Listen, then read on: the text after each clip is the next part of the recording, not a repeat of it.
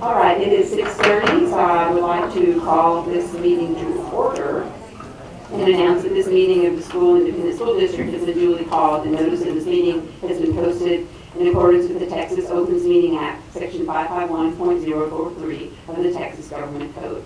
I'd like to make a note that all 7 trustees and Dr. Gutierrez are here for the meeting, and Mr. Hoffman is going to lead us in the pledges this evening. Pledge allegiance to the flag of the United States of America and to the republic for which it stands, one nation, under God, indivisible, with liberty and justice for all. Honor the Texas flag. I pledge allegiance to thee, Texas, one state under God, one indivisible.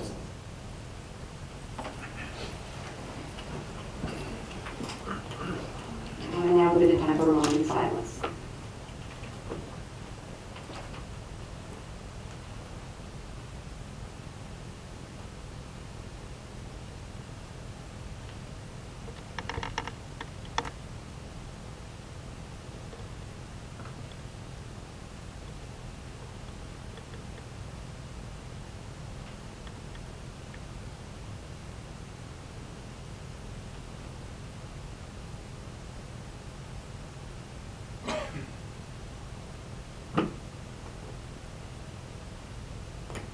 Okay, thank you all. First up on our agenda are our superintendent announcements. Dr. Gutierrez. Good evening, board members and Seguin ISD community. It is my pleasure to share a few highlights from this past busy month, as well as some upcoming key dates. For the first time since 2006, the Seguin High School boys cross-country team competed in the Regional 4 meet held yesterday in Corpus Christi. The runners qualified following their outstanding finish at the district meet on October 17th at Starkey Park. Congratulations to coaches Guy Allen and Lisa Almaraz and our boys and girls varsity and JV runners for a great cross-country season. The Matador Band advanced to area competition held this past Saturday where they placed 6th.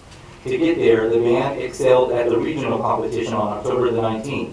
Our marching band is young, and to have achieved this level this year, I know that great things are in store for the Matador Band in the years to come.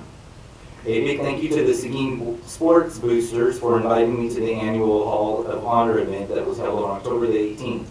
It was a pleasure to be on hand to welcome Logan Johnson, football, Kathy Cords, who accepted the posthumous honor for her husband, and Booster Club member Lauren Cords, Emily Cheek, volleyball, and Whitney Welch Reese soccer into this prestigious group. The Superintendent Student Advisory Team met on October 17th, and the Key Communicators meeting was held on October the 23rd. Today, I had lunch with the Kinnicky Child Nutrition staff and look forward to doing the same with the Seguin High School Child Nutrition staff on November the 5th. Special thanks to the Randolph Brooks Federal Credit Union for purchasing the breakfast tacos for our transportation department staff last Friday.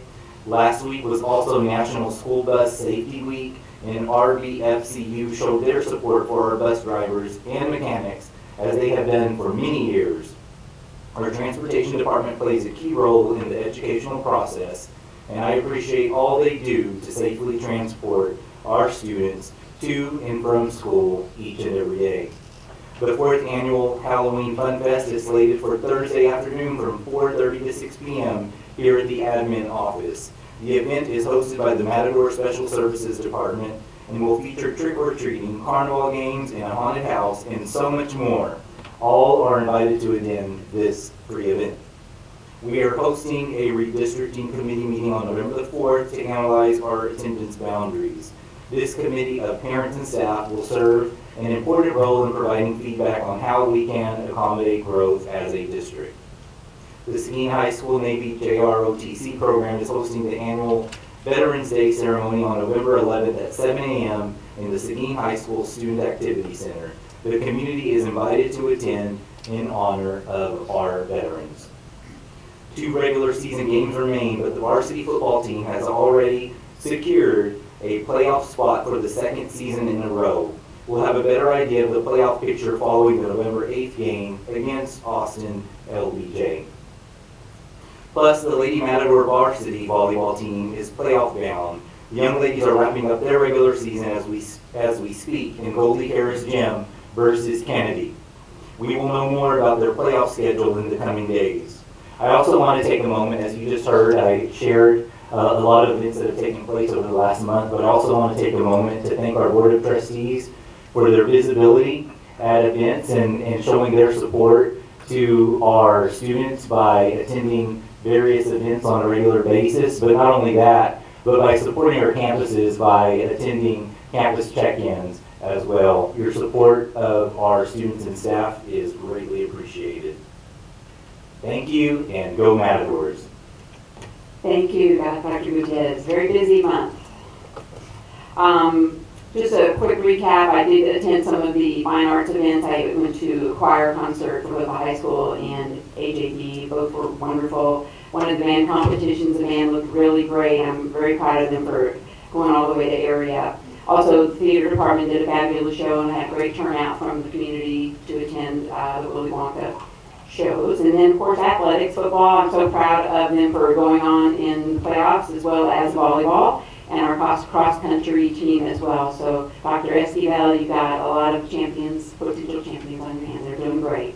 All right. And I also wanted to mention the sports boosters when they had the Hall of Honors and they inducted 3 more people. I think that the sports boosters did a really fabulous job. It was very well done, very tasteful, and I was very proud to be a Matador. All right. Ms. Hunter? This month, I attended the Barnes Middle School Open House event, participated in the Welcome Wagon with the Seguin Education Foundation, where they gave $50 to each new teacher in the district and distributed gift welcome bags as well. Also attended all the homecoming festivities, including the football game, attended a Seguin Education Foundation board meeting, attended a board workshop on discipline, attended the choirs at the high school, their fall concert, and also that Hall of Honor reception at Goldie Harris Gym.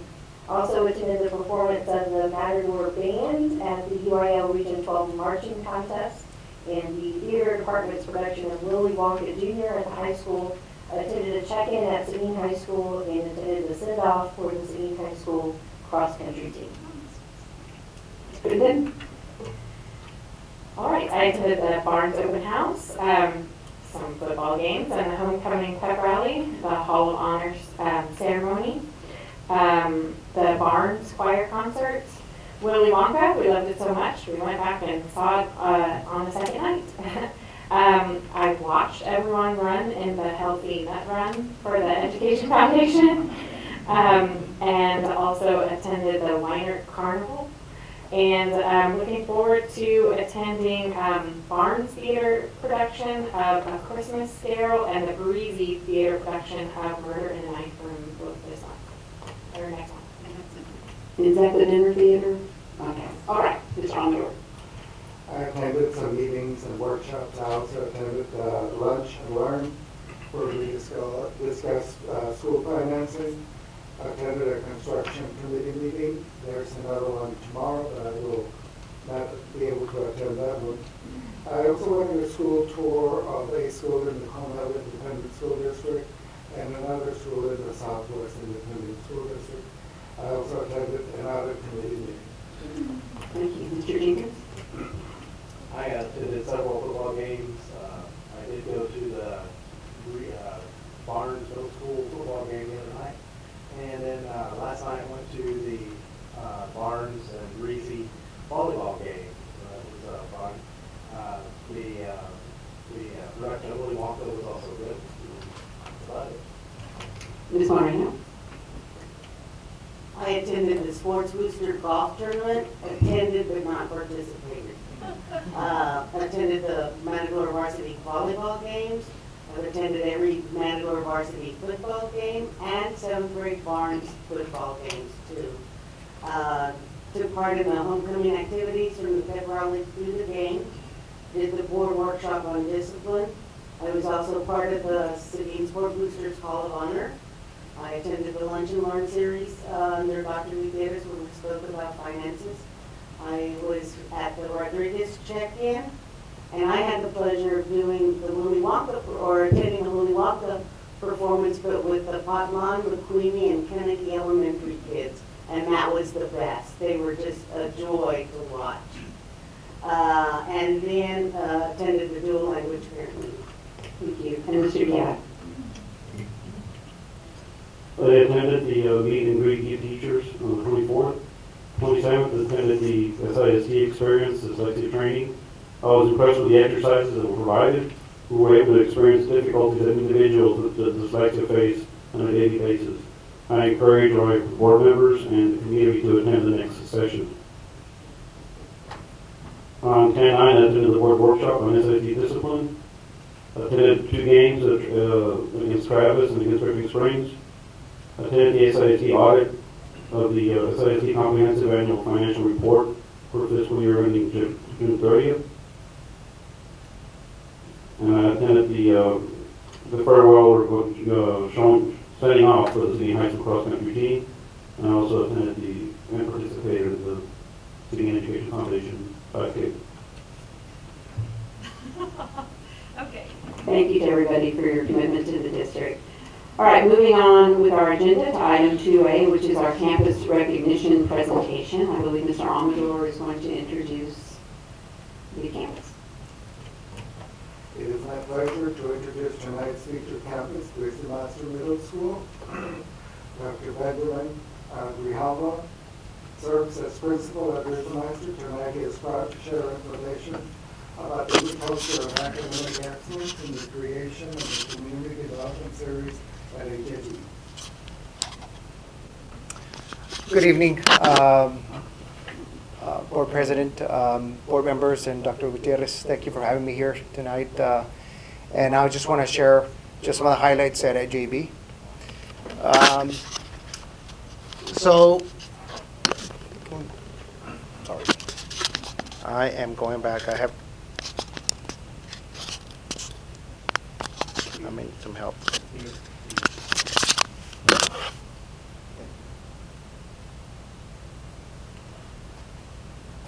All right. So one of the things that we came in earlier this year as a staff and as a new administration, and then knowing that we're going to go through a reconstruction at AJB. This was a very we're taking on a big task, right? And when we met with our staff, it was very significant that this idea of AJB, the place to be, that was once just a mark in the campus. It was a feeling, it was an environment that was created at one point. And one of the things that we said is, why don't we bring this back? And one day, walking towards the back of the 100 wing and into the portables, I saw this carving that was apparently done in 1995. And I thought it was very significant because it really places a level of history in our AJB. And we took that as a symbol of what our representation is for AJB. Knowing that we're going through these changes, not just structurally, but where we've gone through from personnel, new staff members. But one of the things that's always consistent is our parents and our students. Those are the ones that have been there through these changes. And one of the things that we talked about is how do we embrace this change that's happening, right? This transformation. And one of the things that we did is we embraced it through being part of our theme for this year. And so the art of change has been our theme for us. And how do we see it? And we ask teachers to make sure that they tell us, how do you see change in AJB? And as we know, change sometimes is the uncomfortableness that has to be. And that should be part of the change. And so it is now part of what we do, our celebrations, or AJB family time, where we come up and we talk and we celebrate birthdays, we celebrate some academic or behavioral successes, right? We celebrate also professional development for our teachers. Here a picture of our two teachers who are displaying some of the core commitments that are going to navigate us through the life vision and mission of our campus. And then on the bottom one, you see just what the kids have really put together in our sixth grade social studies class is this idea that we come from somewhere. And it just embraces the whole idea of AJB going through this change. Change, I believe, is important, that is significant, but it's also fundamental. And so what we've done is we focus on what is it that the core of our profession is, making sure that we are planning together, that we are collaborating together, and that we're reflecting together. And so now our PLC, professional learning communities are embedded in our everyday schedule.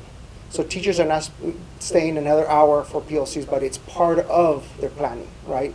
Here we see a group of teachers that are talking about, it could be about, of course, the planning, focusing on particular TEKs, right? Discussions of what needs to be covered, but also it could be an opportunity to really assess the data that's happening with our performance with our kiddos. And so that's been, I think, a very solid opportunity for us to continue. Again, the focus is on the results that we're going to get from those kiddos, okay?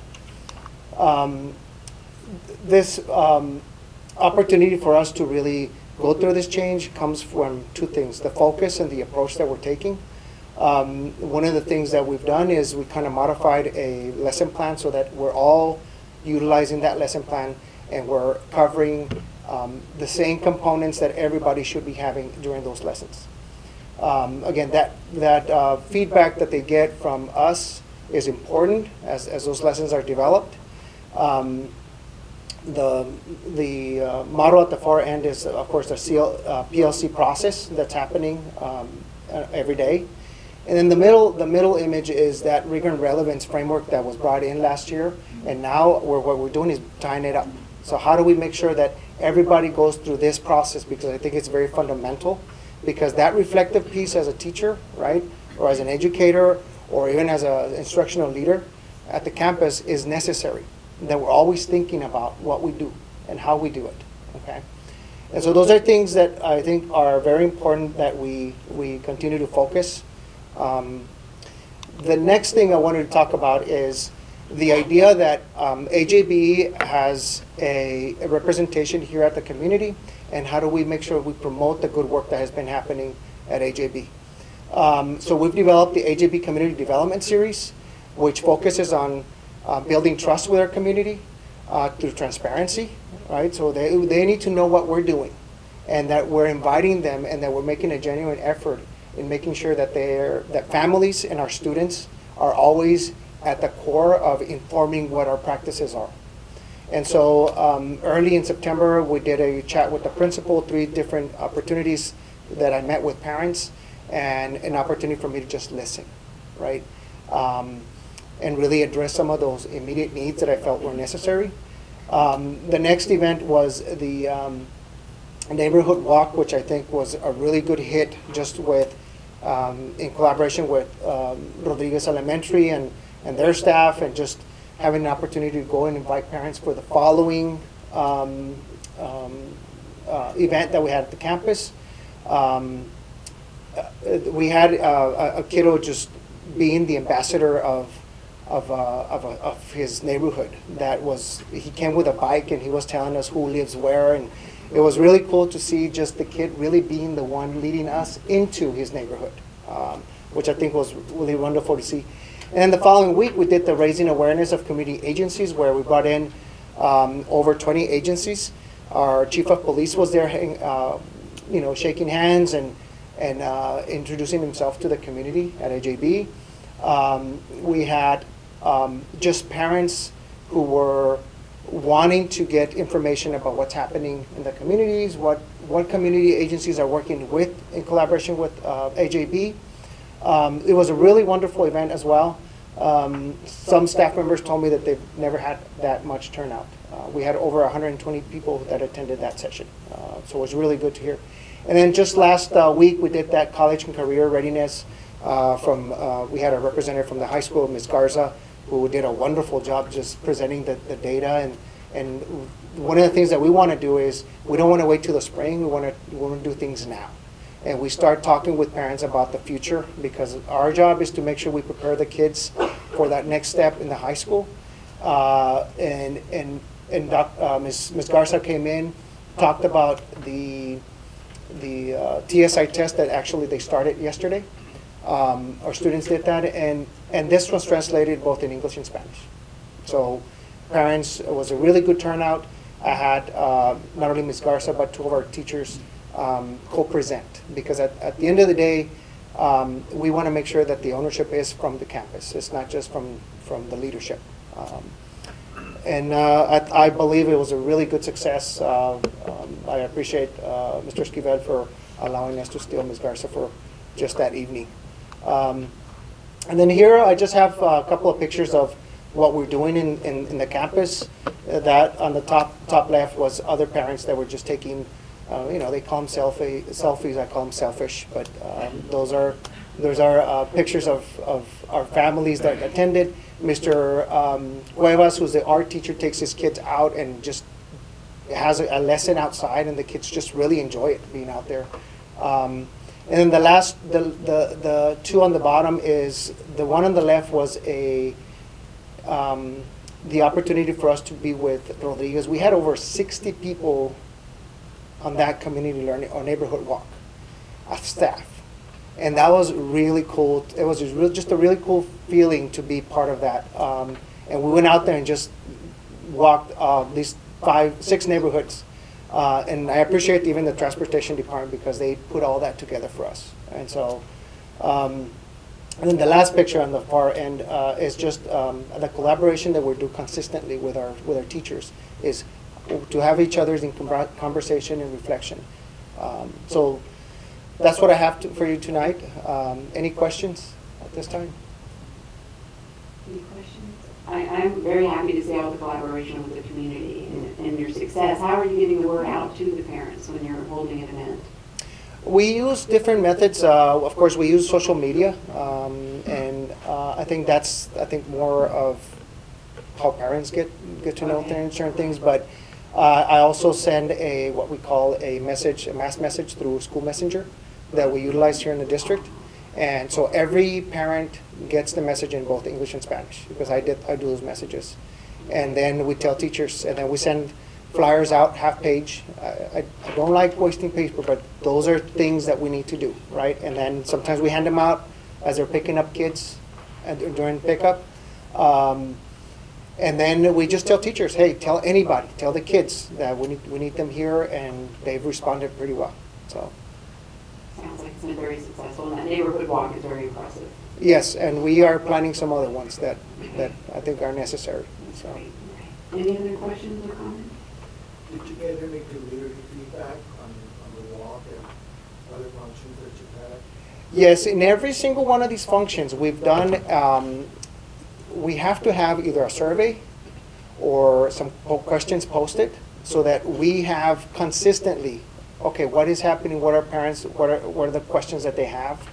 And then what we do is, if we, like just last week with this, college and career readiness and TSI testing that was happening, we actually asked the questions first.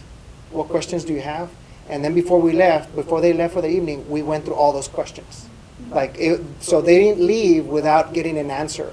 Some of them we answered through the presentation, but some we were able to kind of say, this is somebody had questions. And we actually had more people just raising hands, like, how do you do this? Or, I'm thinking about this for my kid, and is there still an opportunity for these right deadlines that sometimes are important? But those are the things that we got from our community. Thank you.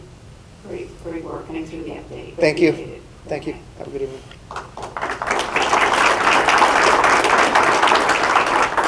All right, moving on to item 2B, we have student, staff, board, community recognition, Dr. Gutierrez.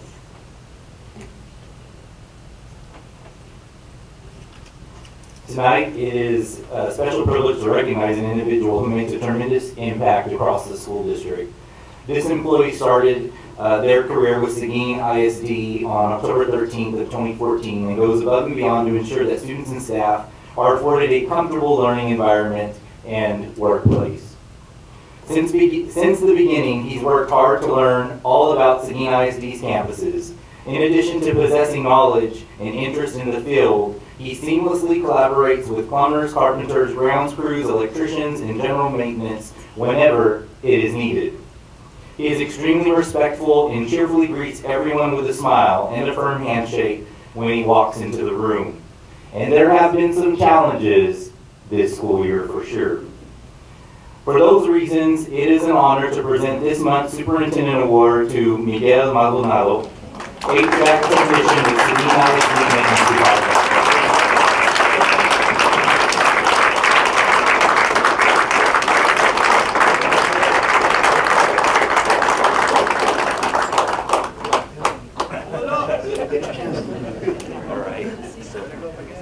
Thank you. Appreciate it. Thank you.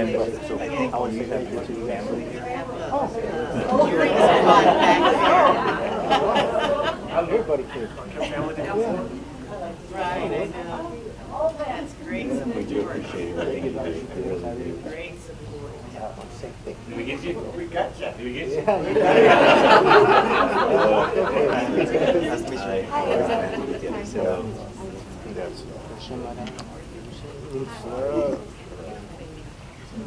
Can we take a picture with everybody? All right. Just have to be very careful with this award because it's heavy. Just want to make sure not to. All right. All right. You got it. All right, on three.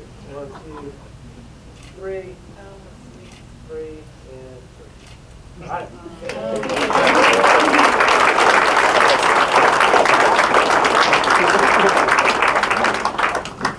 thought it was going to have to make a speech or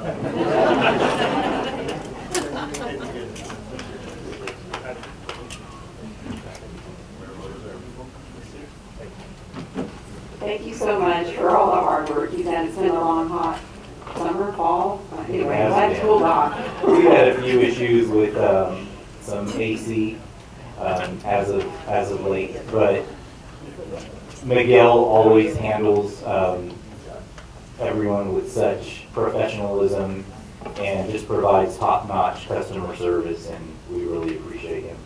Yes. Okay, moving on in our agenda, the next up is our audience with the board, where the Board of Trustees designates the time for audience participation at the beginning of each meeting to hear persons who desire to make comments. This is in accordance with Board Policy BED local. We did not have anyone sign up this evening, so we're going to move on to item 4, which is possibly going into closed session. Each meeting we have this on the agenda, but this evening we will not be going into closed session. So keep moving on to item 6, which are our reports. So we're going to start off with a report from the SEDC, the Seguin Economic Development Corporation. Is that right, corporation? Yes. Okay. And Mr. Josh Schnucker? Schneiker. So the U is just silent. It really has no relevance. Okay. Josh Schnucker. I don't know how that happened. Thank you. I apologize. Well, good evening, Dr. Gutierrez and Seguin ISD board members. Appreciate y'all inviting me to come in and present tonight. I believe I was here about a year ago and gave a similar report. And if you've driven around town, you've seen a lot of construction going on. That means there's activity, and hopefully for me that means job security. But I want to update y'all tonight here on some of the drivers behind this growth that we're having here in the community, and update you all on some of the projects that are going on, both on the residential, retail, and also on the industrial side of things. So I'm going to start kind of with a high level and really talking about what is driving it. And I like to always start with at the top, and it really starts with the state of Texas. The state is adding about 1,000 new people a day. Half of those are from domestic migration, so folks coming in from other states. And that, when you really compare that to other states, it's really unprecedented, the growth that Texas sees compared to other states in the country. Texas is consistently recognized for, having a pro-business environment, It's all typically named either in the top 1 or 2 states for doing business, and that really has helped drive a lot of the economic activity that we see throughout the state and here in our region as well. And I'd like to dial it down on the local level too. There's a lot of factors here specific to Seguin that also drive the growth that we're seeing. First is going to be location. I'm going to get into this a little bit further because location is one of the biggest factors that drives the growth that we're seeing right now. Our cost of living. Cost of living here in Seguin is about almost 5% lower than the state average and over 10% lower than the national average. Our quality of life, we've got wonderful school systems here within the city of Seguin, and not a lot of other communities can boast that they have a regional medical center within their own backyard as well, so that's definitely a huge asset for us. And then immediate access to post-secondary education as well. Having Texas Lutheran University within our own backyard and Central Texas Technology right up the street near the New Braunfels Airport is a tremendous asset. So as I mentioned, location is just such a huge driver for Seguin. We're situated between 2 major metro areas that are experiencing just a tremendous amount of growth, both Austin and San Antonio. This enables not only the residents of Seguin, but the businesses to have access to 2 international airports within an hour's drive. It allows our businesses to have access to both domestic and global markets. As you can see here, I put this map up and I share this with prospects that we bring into town, making sure that they're aware that we're within a 200-mile drive of both the Port of Houston and the port of entry at the U.S.-Mexico border in Laredo. That is huge, especially for a lot of the manufacturers that we have here in our community as well. So location is really one of the big components that's driving the growth that we're seeing here within the city of Seguin. So I want to dive right into it, and I'm going to start with population here. Currently estimate that the city of Seguin has an internal estimate that we use for population. We estimate our population currently today to be right around 32,000, and that was an internal estimate that we prepared using building permits that have been issued. The census, though, they kind of use an algorithm that they run off the 2010 census count, in addition to the American Community Survey that they have out and respondents to within the community. They estimate our population to be about 29,700. So pretty much in the ballpark of about 30,000 residents here in the city of Seguin. And the best way to really visualize and get a grasp on the growth that's happening in Seguin is to look back, and I'm looking all the way back from 1970 to 2010. You're looking at average annual growth rates of just over 1%. Very slow, kind of stagnant growth over that time period. But fast forward from 2010 to 2018, we've accelerated to over 2% average annual growth rate within the city of Seguin. And the city of Seguin is actually projecting that growth rate will continue to average about 2% going forward up to about 2040, where we look to possibly have about 50,000 residents within the city limits here. And now that estimate was put together a little bit before we started really seeing the residential activity take off, so that might be on the conservative side, so we definitely might exceed that 50,000 population sooner than that. And as I mentioned earlier, being situated between Austin and San Antonio, these are 2 MSAs that are also experiencing a tremendous amount of growth. The Austin MSA is expected to grow at about 160% between now and 2050, and the San Antonio MSA is projected to grow about 80% during that same time period. You can kind of see here on this map, this is kind of a little heat map here. The darker the red, the faster the growth rate, and you see Seguin right in that dark red, really along the 35 and 10 corridors within South Central Texas. These counties are projected within, up through 2024 to experience growth rates that exceed 1.5%. So that's some pretty accelerated growth within these regions. So now I want to dive right in to the actual activity that we're seeing here in the city of Seguin. And in the past couple of years, the residential activity has really gone from 0 to 60. I've been in Seguin now a little over 4 years, and when I started here, there wasn't a whole lot of new residential activity on the books. And fast forward to today, we have over 8,000 residential lots that are either tied to a development that is currently under construction or is tied to a development that has plans in review by our city staff. So these are developments that are not hypothetical. These are developments that have legs to them. They are moving through the development process, moving through the platting process, and on their way to starting construction as well.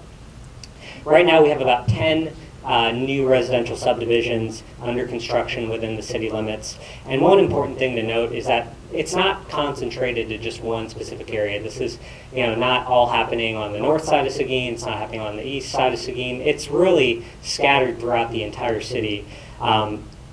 So it's kind of exciting, that we're not having this huge influx of population growth in one area. It's really spread out, which I think the hope is that it doesn't impact the infrastructure as fast as having all that growth concentrated in one area. I'm going to get into, like I said, we have 10 under construction right now. I'm going to get into just a few of these developments, some specifics on them. And the first one I'll start with here is Royal Ranch, and I believe I mentioned this to y'all last year.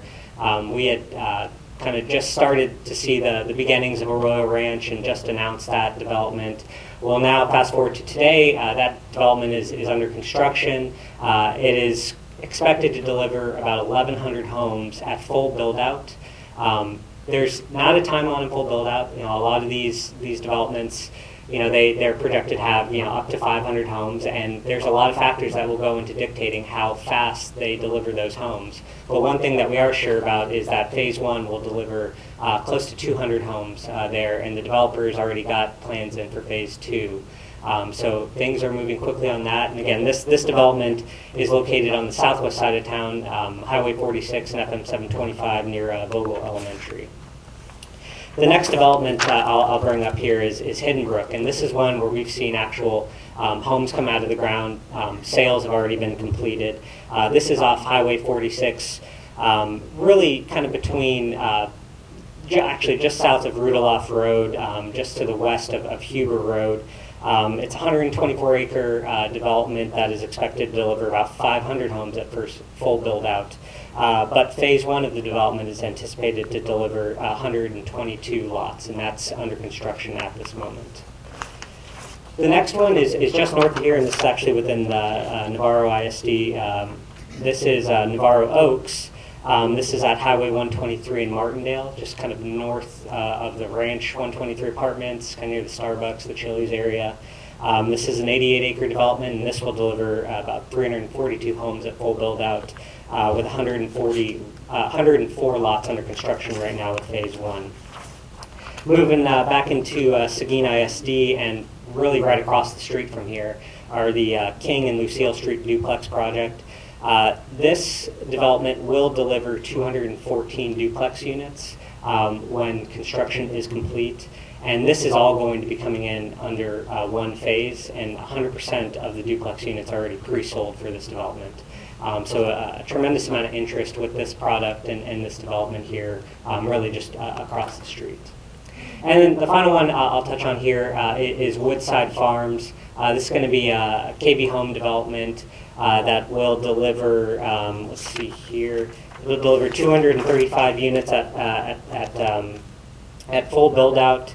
And this development is located off 123 and FM 20 in the Navarro School District. So those are just a few of the subdivisions that are under construction. We've had a couple more break ground within the past month. On the far north side, off Cordova and 46, one started breaking ground over there. But we anticipate more to break ground within the next 3 to 6 months as well. So the activity is, I would say our pipeline is full right now, and we're working our way through the reviews and the development processes with the developments.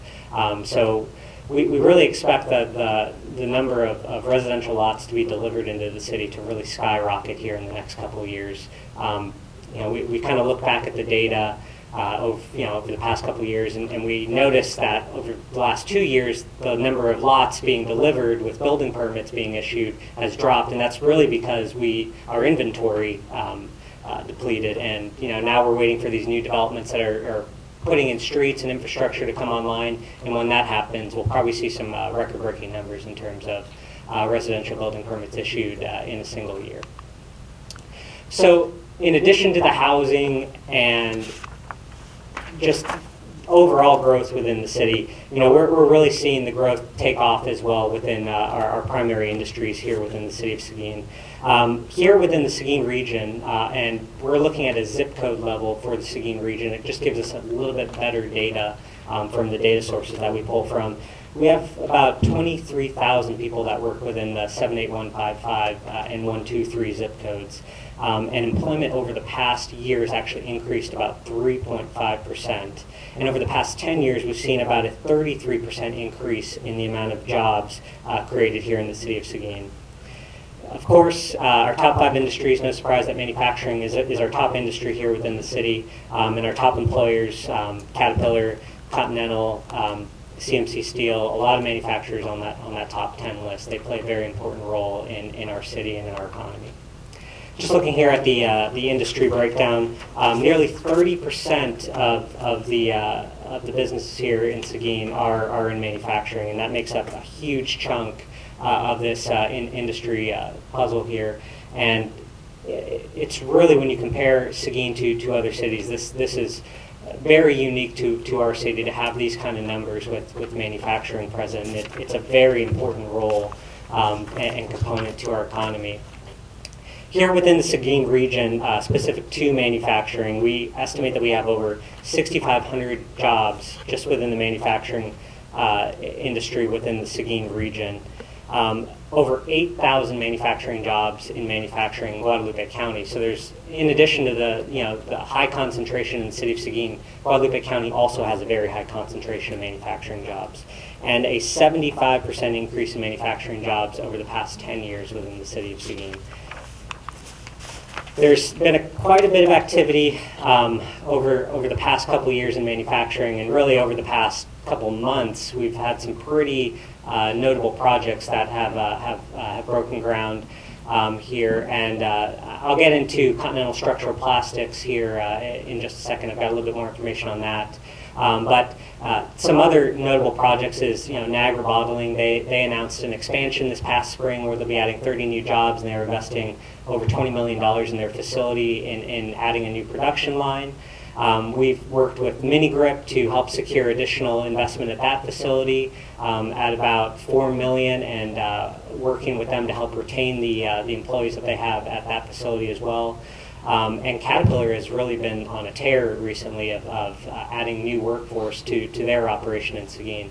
They've really kind of skyrocketed in their employment count over the past couple of years as the demand for their product has increased substantially. So this is going to be our newest manufacturer, and this is the big construction project that you might have seen off of Interstate 10. Just to the north of Niagara Bottling. This is right by the power plant. We're in the Nogales power plant.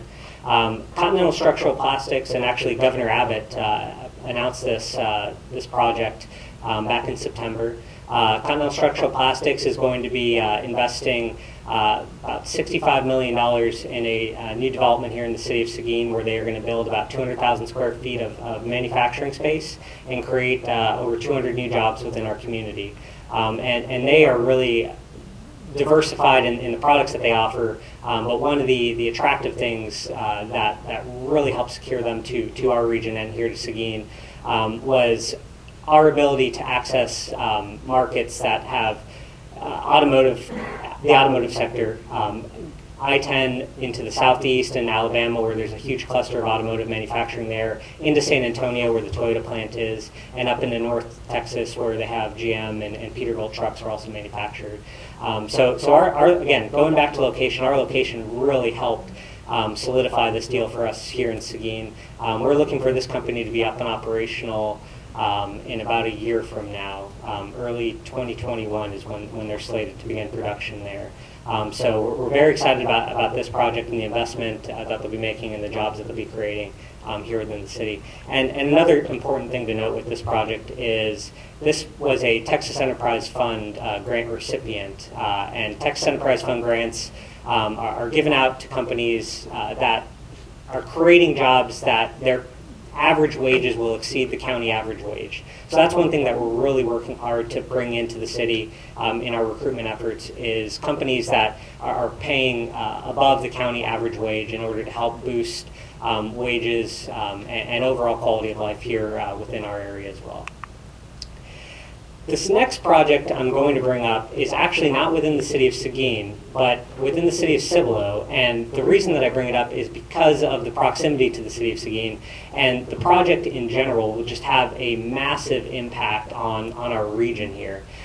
This at I-10 in Santa Clara, pretty much right across the street from the San Antonio Raceway, a Japanese company called Aishin is going to be building a new transmission manufacturing facility where they will be creating over 900 new jobs at that site.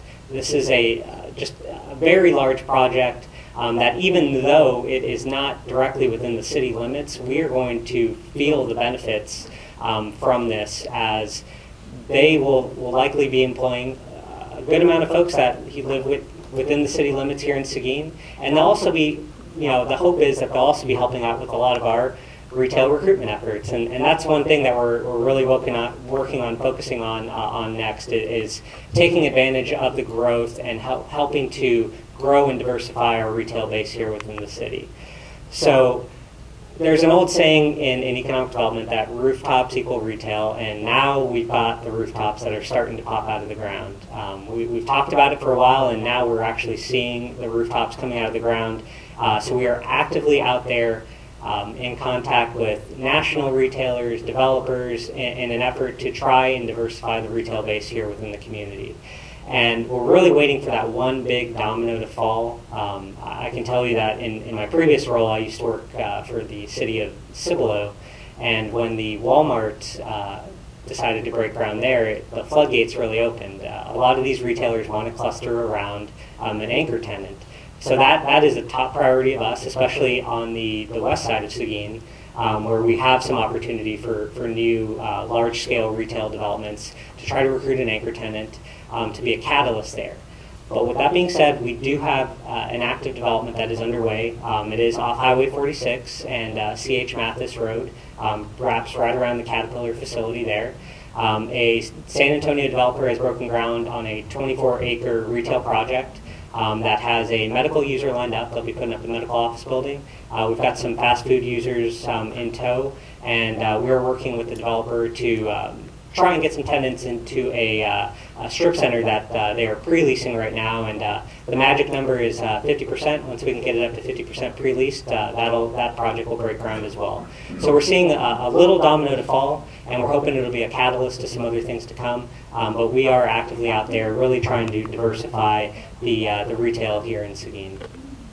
The last thing I'll leave tonight is really talking about the partnerships and building our talent pipeline here in Seguin. And this is where our efforts and in working with Dr. Gutierrez and the staff here at Seguin ISD has really been just a tremendous experience for us. I think it was about 2 years ago now, we worked out and we started what has now been known as the Seguin Talent Pipeline Project. And it was an effort to really bridge the communication gap between our major employers here within the city of Seguin and our ISDs, and to really start ensuring that our school district is aware of what our companies in our backyard do, and the skills that they need to help fill the jobs, not only of today, but going into the future as well.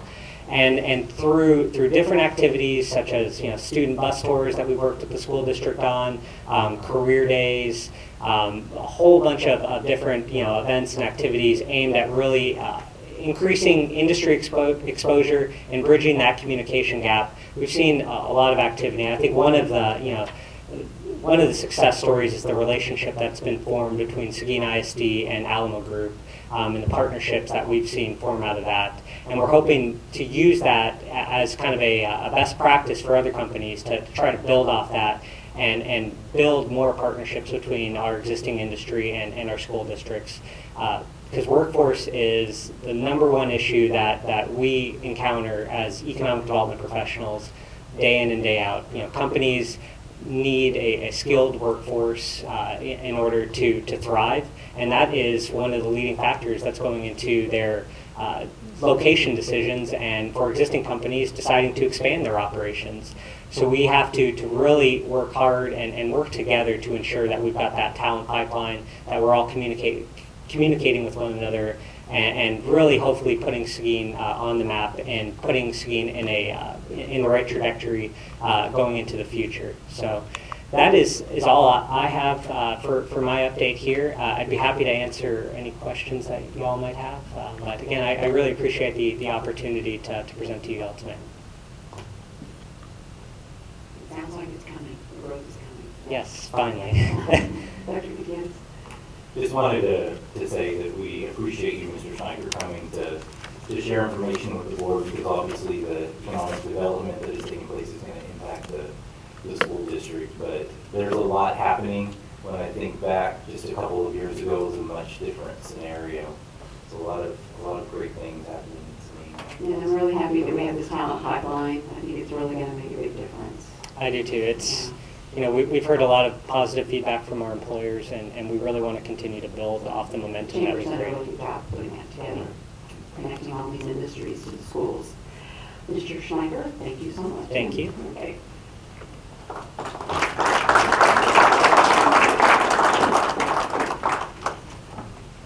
All right, our next information or report item is for Seguin ISD's 2018-19 bilingual English or ESL program evaluation and the Texas English Language Proficiency Assessment, or TELPAS, results.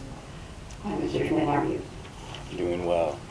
President Thomas Jimenez, members of the board, Dr. Gutierrez, I'd like to be able to have the opportunity to present the 2018-19 bilingual ESL evaluation, and just really diving into it. The why behind why we give this is it is policy within Texas Educational Code that every year we will present. There we go. Every year we will present information pertaining to numbers, data points, so on and so forth. Don't need to read all of that to you right there, but it's definitely something that that we value here in Seguin ISD, and something that we have been working on to improve. Here in Seguin ISD, we do have 5 of the 6 state-approved models for ELs. Basically, what you see there, we have a bilingual education program model, and we also have an ESL program model. We have what they refer to as transitional early exit, dual language immersion one-way, dual language immersion two-way, and then content-based ESL and ESL pull-out here in Seguin. So we'll talk a little bit more into detail about what that means in the next slides. So as stated, we do have the one-way program here that we're very proud of at a few of our elementaries. This really gets into the fact that really what they do is work to offer native Spanish speakers the opportunity to learn both English and Spanish to full capacity. And you can see the bullet points there. And the underline point really is the goal there at on the third bullet there. It's an additive model where we're trying to work on both languages. We also have a two-way model, we had a two-way model at Kinder, at Kinnicky, and what we do with the two-way is this is the opportunity for both native Spanish and native English speakers to be able to learn both languages at full capacity. So once again, this was a kindergarten class. Everything that we're reviewing here is a year behind, so this is last year's data. So this year we would have them at kindergarten and first. We also have a transitional bilingual early exit model, 2nd to 5th grade, which is really something that is being phased out as with every year we will add another dual language, either one-way or two-way, depending on the campuses. The reason why this model, we are hoping to be able to phase this out, is because it is more of a subtractive model, taking away learning that both language and everything would be pretty much focused towards English. We also have an ESL content-based model, pre-K through 5th. And as you can take a look here, see the bullets, this is really where, once again, this is trying to push English learners to attain full proficiency in English in order to be able to participate equitably in classes. Oftentimes, with this model, this would be somebody that was not looking at the dual credit model, somebody that but did need the support to be able to learn those skills, to be able to learn and understand English better. We also have an ESL pull-out model, which is what we do at our secondary levels. We're serving students identified as students that are LEP, limited English proficient. Also, these are English language arts instruction is taught by an ESL certified teacher, and it is a mainstream setup outside of the ESL or the English language class, the English class. These students would be in an ESOL class, or at the high school in an ESOL 1 or 2 class, and then they would get their content areas in classes where they were mainstream with support. We also have, during the evaluation, the opportunity to look at things by the numbers. Once again, these are 2018-19 data points. You can see, taking a look at the enrollment of our elementary schools, taking a look at our EL populations and the percentages there. And we can see where our one-way and our two-way ESL or bilingual courses are offered, our bilingual campuses. Also, we have our column on the end that shows the recent immigrant or recent arrivals. These are students that have three or less years here in the U.S.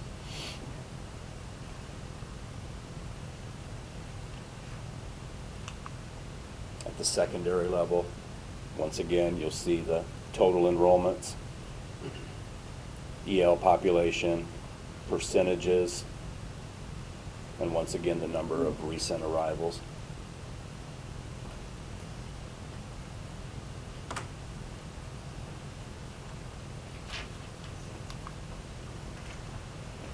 We also have our enrollment statistics, a longitudinal look going back to 2015-16, shows district enrollment in the second column.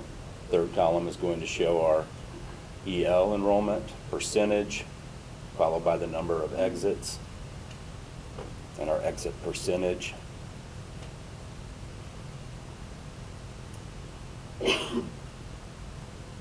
As far as students exiting at the secondary level, there have been changes as far as the criteria to be able to exit. And one of those, which we'll talk about shortly, is the TELPUS test, which is going to assess how students basically perform based on a beginner, intermediate, advanced, or advanced high level. Students that are going to be exiting the program now have to receive tests, take their STAR tests and pass those with limited accommodations, and they have to reach that advanced high level, which is in some cases pretty tough, and we're still working on that. They've also recently switched to an online version, so one of the things that we're doing here at the campus is to try to increase opportunities for students to engage in that test online and give them the opportunity to be comfortable and exercise some of their strategies in that online setting. Once again, we have a longitudinal look at denials, monitor year 1 and a monitor year 2 students. After students exit the program, they are considered a year 1 monitor followed by a year 2 monitor, and now we're also at the point where we'll get to year 3 and year 4 monitor as well, to help ensure success of our students that have recently exited the program. As I mentioned, we do give the TELPUS assessment here. And really, this is the ELA test for students that speak Spanish, students that are learning English. It's an online assessment. It measures listening, speaking, reading, and writing. This used to be something that was done in a setting where the people would get certified. They would calibrate every year, teachers, and they would look at samples. They would basically analyze how the students spoke in class, how they interacted with the students, and they would give them a score. Recently, we have switched to where the students are now putting on headphones, and the tests are now going from being scored and calibrated by teachers to an online setting, and which is, as I had mentioned, definitely a change, and the practice needs to continue to occur. Here we have some data that shows 2018 to 19 comparison. In that data, you'll see that on the left side, we go from the advanced high level down to beginning. You can see where students just kind of ranked in the listening, speaking, writing, and reading categories.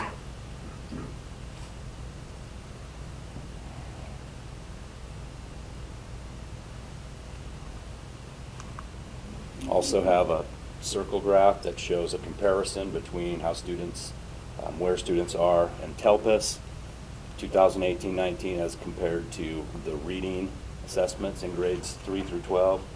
You can see numbers where the largest portion on the TELPUS side was our intermediate section, which is going to be one above the basic. We had 202 students in that realm. Also, you can see, it's not necessarily a direct comparison, but you can see on the reading side where we did have 0 being that does not meet, which we had 221 students. Approaches grade level at 153, and you can see where the meets and where the masters lie. Basically, what this is really saying is that as students get to that point, and we are able to have students get to where they are exiting and increasing that reading level, eventually they will be more successful on the STAR reading grades 3 through 12 tests. We also, per state law and in the best interest of students, all parents of English learners receive a letter basically showing the progress, where they are in English and Spanish, their academic language and their proficiency or their achievement. Principals provide progress reports on a 9-week basis in elementary, 6 weeks and at the secondary level. And once again, we also do through the LPAC process, academic process is monitored through LEP academic failure reports, and also interventions are assigned. Some of the staff development that had occurred in the 18-19 year are listed here. There have been a number of different training options, and we continue with the bottom bullet to continue with the Gomez and Gomez model, sending teachers at the elementary level through that institute.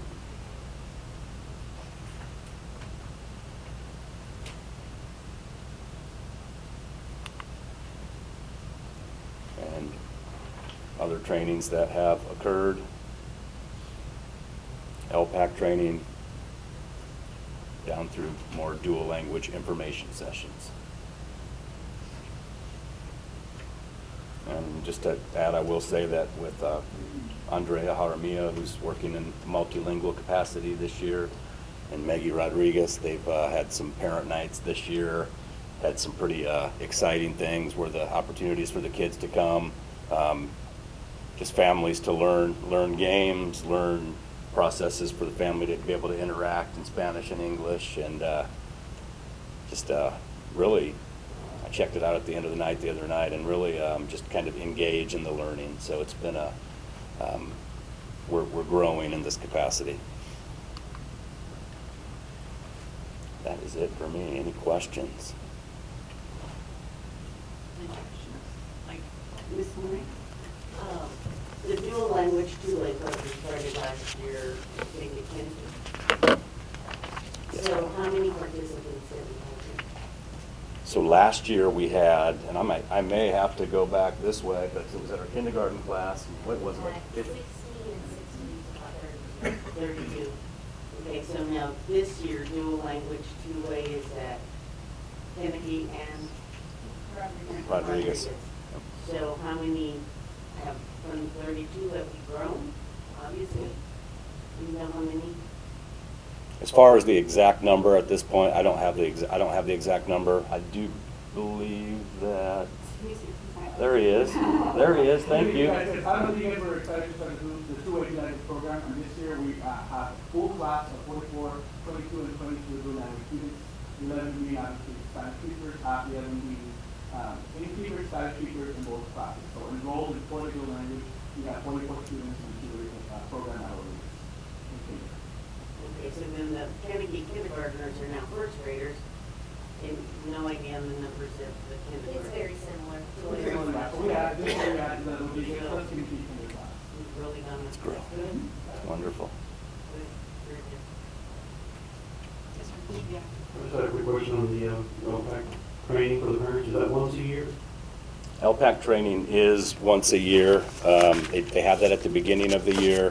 I do believe that if we get it to a point where if we're ever had to retrain, then they can retrain as available. How many of our English language learners are speaking a language other than Spanish? That is something that I would love to be able to get that information. And I do know that, like at the high school, there was a Vietnamese family that came in, and I can tell you that we are not where we had a couple years ago. There were a lot of resettlement students coming in to this area from groups such as Catholic Charities and other charitable groups, and that stopped a lot a couple years ago. So the numbers are down, but that is something that we could find out for you. I'm interested in that as well, but the vast majority of them are Spanish speakers. A lot of traditional South Texas, the Spanish language. We have had a lot more recent arrivals that we've had a lot. As far from a resource standpoint, we found that we are going to be needing to get some more Spanish resources because we are having more students. The numbers are growing. We're like 2% from 17, 18 to 18, 19, and we know that it's probably going to be growing more this year. Probably, yeah. All right, any further questions? No, thank you, Mr. Schmidt. Thank Appreciate you. your time this evening. All right, on to item 6C, which is Ms. Whitman is going to speak to us about a bilingual education exception request. Good evening. Yes, this kind of piggybacks on Jason's presentation. We have our bilingual and ESL support, but with that, you have to have certified teachers. Last year, we had to file let me back up. Last year, before school started, the state changed the regulations on our students identified as LEP that they had to have a teacher of record for English and language arts as an ESL certified teacher. So last spring, we got together and working with Tony with dollars, we provided a ESL incentive program, and then we host our own ESL academy. We had many teachers go through that process and obtain their ESL, and in December they're going to get their test reimbursement delivered back to them along with $1,000 for going through that program. And we felt that was way better than having to pay the state for any kind of waivers, which what I'm going to talk to you about tonight. We do not have to have board action on these waivers like we would do a class size reduction, but just so you know where we are, we're bringing this information forward. We had, early on in the school year, we celebrated like this long because we had 100% bilingual certified teachers in every required classroom. Since then, since school started, and you see my updates sometimes when we have resignations, we lost a teacher 3rd grade at Pot Lawn and 4th grade at Vogel. So we have not been able to find a certified teacher for those positions. We even have a retired bilingual certified teachers at 5th grade Pot Lawn to make sure that we're in compliance there. So we will have to file what's called a bilingual exception to show that we do not have the certified bilingual teacher, but they do hold the ESL component. We've reviewed the students at those grade levels. They are English instructed students, so they are being able to be supported by their ESL teacher, and we have bilingual aides as needed to go to those classrooms. Because we added that retire rehire teacher at 5th grade at Pot Lawn, she's able to use her to kind of go in and shift to third grade, just to make sure those L students' needs are being met. She's just not the teacher of record because we can only have teacher of record for her for 5th grade. So that bilingual exception will have to be filed.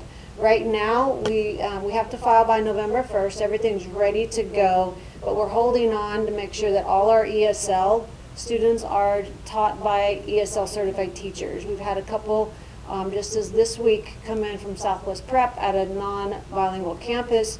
So I've got to see what adjustments can be made if teachers have to be switched out or students switched out with another teacher, and then that becomes, a little traumatic for not only kids, but parents. So hopefully we can address that quickly before we file for the just the bilingual exception, and hopefully not the ESL waiver.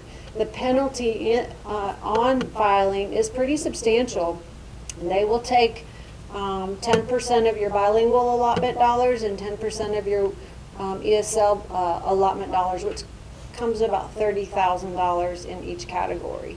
So we budgeted for that just in case, but hopefully we will not need that for our ESL. Bilingual, we budgeted that just because we knew that was going to be a reality. Hopefully we were going to be able to save that, but that was we just couldn't avoid those issues, and hopefully that won't continue to be a factor in the future, and that's why we're still looking at being creative with our bilingual recruitment and even reevaluating the bilingual stipends and recruiting early on.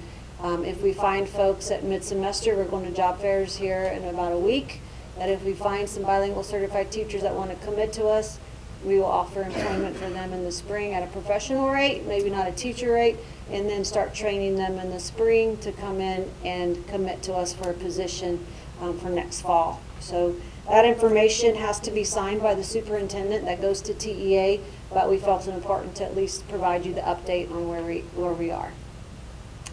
Any questions? Which campus were you talking about with the Southwest Prep students? Weiner. Mm-hmm. Well, I assume most districts are kind of in the same boat. Yes, pretty much everybody files for the bilingual exception. With the new information on ESL, a lot of districts have just put it flat out that it could afford to do this, like New Braunfels. You are not going to be hired unless you're ESL certified. We're not at that luxury yet. We are still going to work our second round of an academy, and we're talking very, very few. And so we were able to shift the secondary kids real quick to certified teachers early on, so we wouldn't have to file an ESL waiver. So we will, I think we're also working with Lynn Barnes' class as well to see what options we have with that teacher, even to see if they could test up even to this month. If we have their scores in hand, then we can prove to the state that they're certified. But if we don't have it in hand by November 1, then we can't prove that. How long does that process take to hear back from the state? On the waivers or to? What did you file? Once we apply, it's pretty quick. Within the month, we'll get a letter back. Probably 99%, they're going to say, thank you, you've been approved. Yeah, I don't know how they can afford to deny any school districts in the state of Texas those waivers right now. Thank you. Any other questions? So over the last 4 years, approximately, what's the average of waivers that the district has been? I can tell you, so since 2005, we did not file a bilingual waiver or bilingual exception or ESL waiver for years. It wasn't until about 3 years ago when the accountability started tightening down and the requirements started tightening down that we filed for bilingual exceptions about 3 years ago. And not until the laws changed last summer was the ESL. So it hasn't been, we always did fairly well. We were able to find those teachers. Going to 4 Quadrant helped us. Recruiting in people that know people helped us. I can tell Rodriguez, Mr. Adiola, we stole a lot of teachers from New Braunfels, which is good for us. But it's also who you know and who you can tap into. Some of our recent hires at UTSA, we've used her to reach out to her cohort of friends that are just finishing out because they know, hey, my friend got a job at a school in Seguin and they like it. So whatever means possible to utilize to recruit, we'll do. But it hasn't been this bad, I guess, for the last 3 years. Any other questions? Thank you, Ms. Whitman. Thank you. All right, moving on our agenda to item 60, which is some reports from a couple of the campuses, campus instructional initiative presentations. I guess we're going to start off with Mr. Escobar. Is that correct?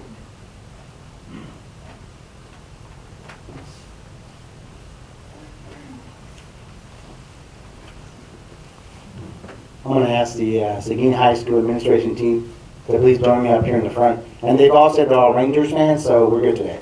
So,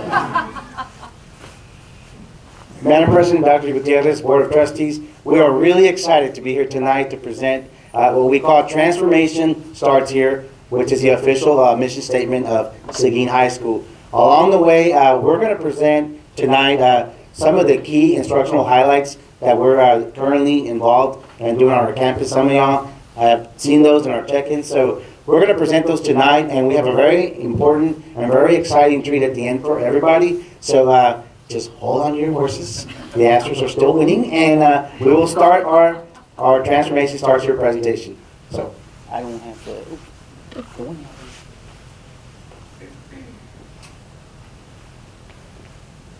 So for us, everything starts with systems. So one of the things you're going to see tonight, and we're going to talk about, is our purposeful planning process, our PLC process, rigor and relevance framework, which I think the AJB talked about a little bit, in how our campus tends to be data informed when we're making decisions for our instructional process. So we are going to start first by talking a little bit about our dynamic purposeful planning that we have at Seguin High School. And we have here our academic dean, Ms. Allison Gillentine. Hey guys, y'all awake? How are you? You good? Okay. So I tried to give you little whistles and bangs to entertain it. And that very first part where it says bit.ly, you can always get to that from any device. I made it accessible anywhere you guys are. So the first question, there's 4 essential questions that we get when we look at PLCs. One, what do we want students to learn? And that's going to be our guaranteed and viable curriculum. So we have teachers look at Teach Resource System. If it's CTE, it might be ICVE. It depends on what the resource is. How do we want them to learn it? That's strategies. That's E3. That's ICLE. That's making sure the rigor, the relevance is there. And then we give them instructional tools for their tool belt that they can choose from that hones their craft with students. How do we respond when they don't learn it? That's scaffolds for our babies that struggle. So that's making sure that they can access what they need in the way that they need it if it didn't work the first time, because that's okay. Everybody learns on a different speed. So how do we respond when they do learn it? That's going to be our extensions for enrichment. That's where we get our meets and masters kiddos. And that's for our GT kiddos, AP, pre-AP, things of that nature. So Ms. Block is going to visit with you guys about, oh no, this is still me. She goes after that. Just kidding. You're still stuck with me. So our goals this year. So for PLCs, we have our teams of teachers that meet regularly. So all of our teams that have an EOC meet together. Otherwise, they are assigned a Monday, Wednesday, or Tuesday, Thursday rotation so that they can meet with their teams and see them to discuss students, particularly instruction, and how to best service our students with students at the center of what we're doing. Share their expertise and whatnot. We are, of course, data-driven. So as you guys have heard before, we do curriculum-focused assessments. So CFAs are done every 10 days of instruction, campus-wide. So that's to see if what we just taught stuck, and that guides our instruction for short term. If you are in an EOC tested content, then you are going to have an interim assessment, and that's about 20 to 25 days, sometimes 30 days of instruction. That's geared just like STAR. So that gives us a true picture of where we are and a pulse for those EOC classes. Of course, that all ties into the purposeful planning. So each of those is not interdependent. They go together. They're not independent. They are interdependent. So they have to drive each other. The data drives the planning. There's a cycle. If you see our lesson plan, it actually says reflection. That's a very big piece. So once they get their data, they actually fill that out. They have a data discussion. We usually attend those as well. And then that guides their next piece of instruction, how that fits into the overall year. Now it's Ms. Block. Good evening. How are you all doing tonight? So the high school really is here to support all of our students in Seguin ISD, and also we're here to support the district. And so our number one goal is to support the goal priority in the strategic plan, and that is really instruction practices for all students. And so as an administrator and as an admin team at Seguin High School, we have to put supports in place to make sure that our students are supported, but also our teachers are supported. And so we want to make sure that the choices that we make and the processes we put in place are aligned to the district. So admin at Seguin High School, we do actually check lesson plans and comment every single Sunday for teachers.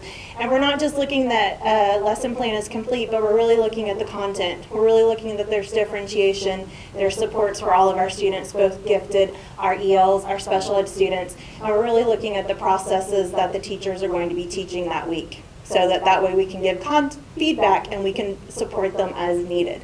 Also, all of the admin at Seguin High School, we have a very strategic walkthrough process. We have a list that we complete each week. At Seguin High School, we've already completed over 225 walkthroughs as an admin team.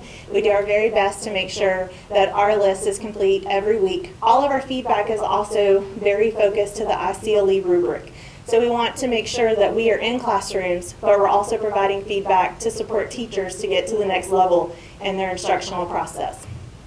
Along with that, the high school, we also do ICLE walkthroughs every week. Myself, Dr. Esquivel, Ms. Gillentine, we do at least 4 a 6 weeks, and the additional admin are to do 2 a 6 weeks.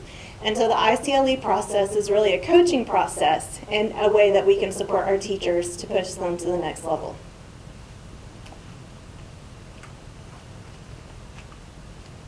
Okay, one more touch on PLC process. This is something that we developed last year at the end of the year. All the academic deans came together at central office and we discussed what a healthy PLC process would look like.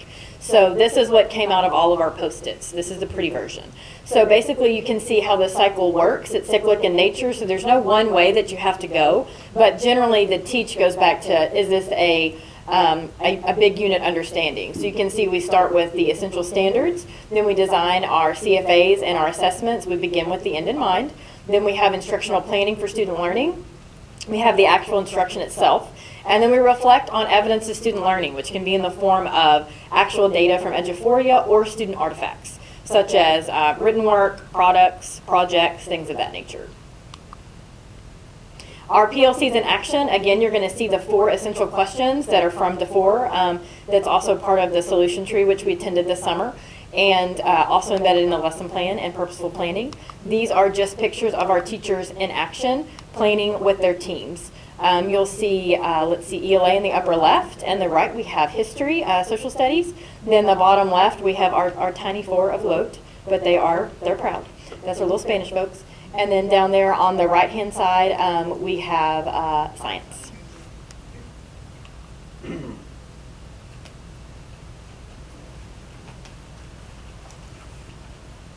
So I'm sure you've heard a lot about the ICLE rubric. That's something that I believe Dr. Gutierrez was very instrumental in bringing to Seguin. And to just summarize this, basically it takes the teachers to plan at a very low beginning level to more of a level where the students are going to dig deeper for understanding, and that's what's going to take our kids to masters, meet to masters, if they're doing that kind of work. So this is the process that we use. I'm not going to go over it, but I have some pictures of some of our ICLE in action, and that's me. I think I'm taking some notes there. But as you can see, it's all about coaching. As Ms. Block said, we coach our teachers on how to develop better rigor and relevance in their lessons and in their instruction. So we're really excited about this. I think we really expanded this from last year, and we're going to keep doing that because I believe last year the little that we did made a difference with meets or masters with most of our results for our ELC.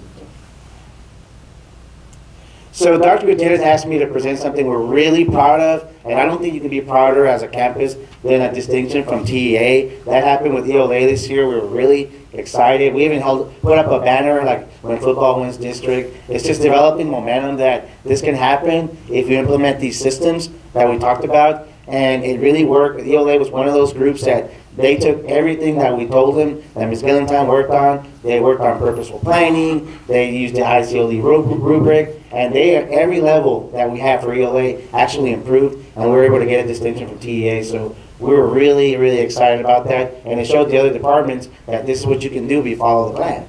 And it's a very simple plan. So we're really excited about that. But However, I can sit here, talk here, tell you about all the things going on. What I really want to see, are the students and the people doing the work in action at Seguin High School. I want to thank Mr. McCrory for producing this, and Matt Cass, enjoy.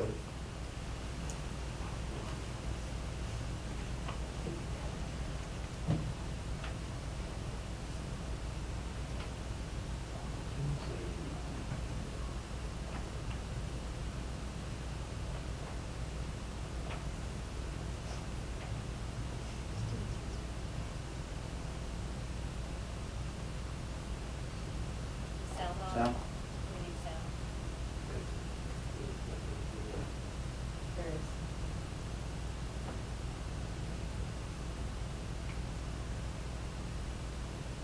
Transformation Starts Here is the official mission statement of Seguin High School.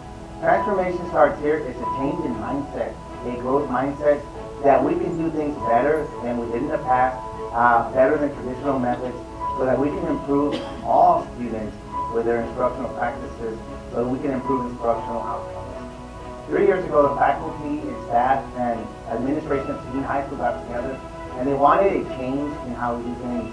This is where Transformation Starts Here was born. So students, teachers, and staff both all benefit from new training that we got, whether it was the ICLD rubric last year or whether it was advanced instructional practices. Transformation Starts Here really is, for example, taking your class outside of the classroom four walls and doing labs in our school. It could also be the way we run our flex program. Everything is done within our master schedule. Transformation carries a lot of different forms, but the biggest difference that we've seen is the way we plan with our teachers so that we can better service our students and engage them in the classroom. So planning really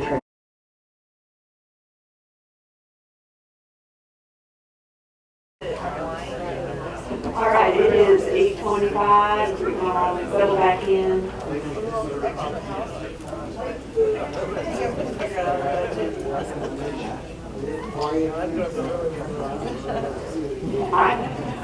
Okay, all right, we're going to go ahead and pick back up where we left off. It is now 8:25.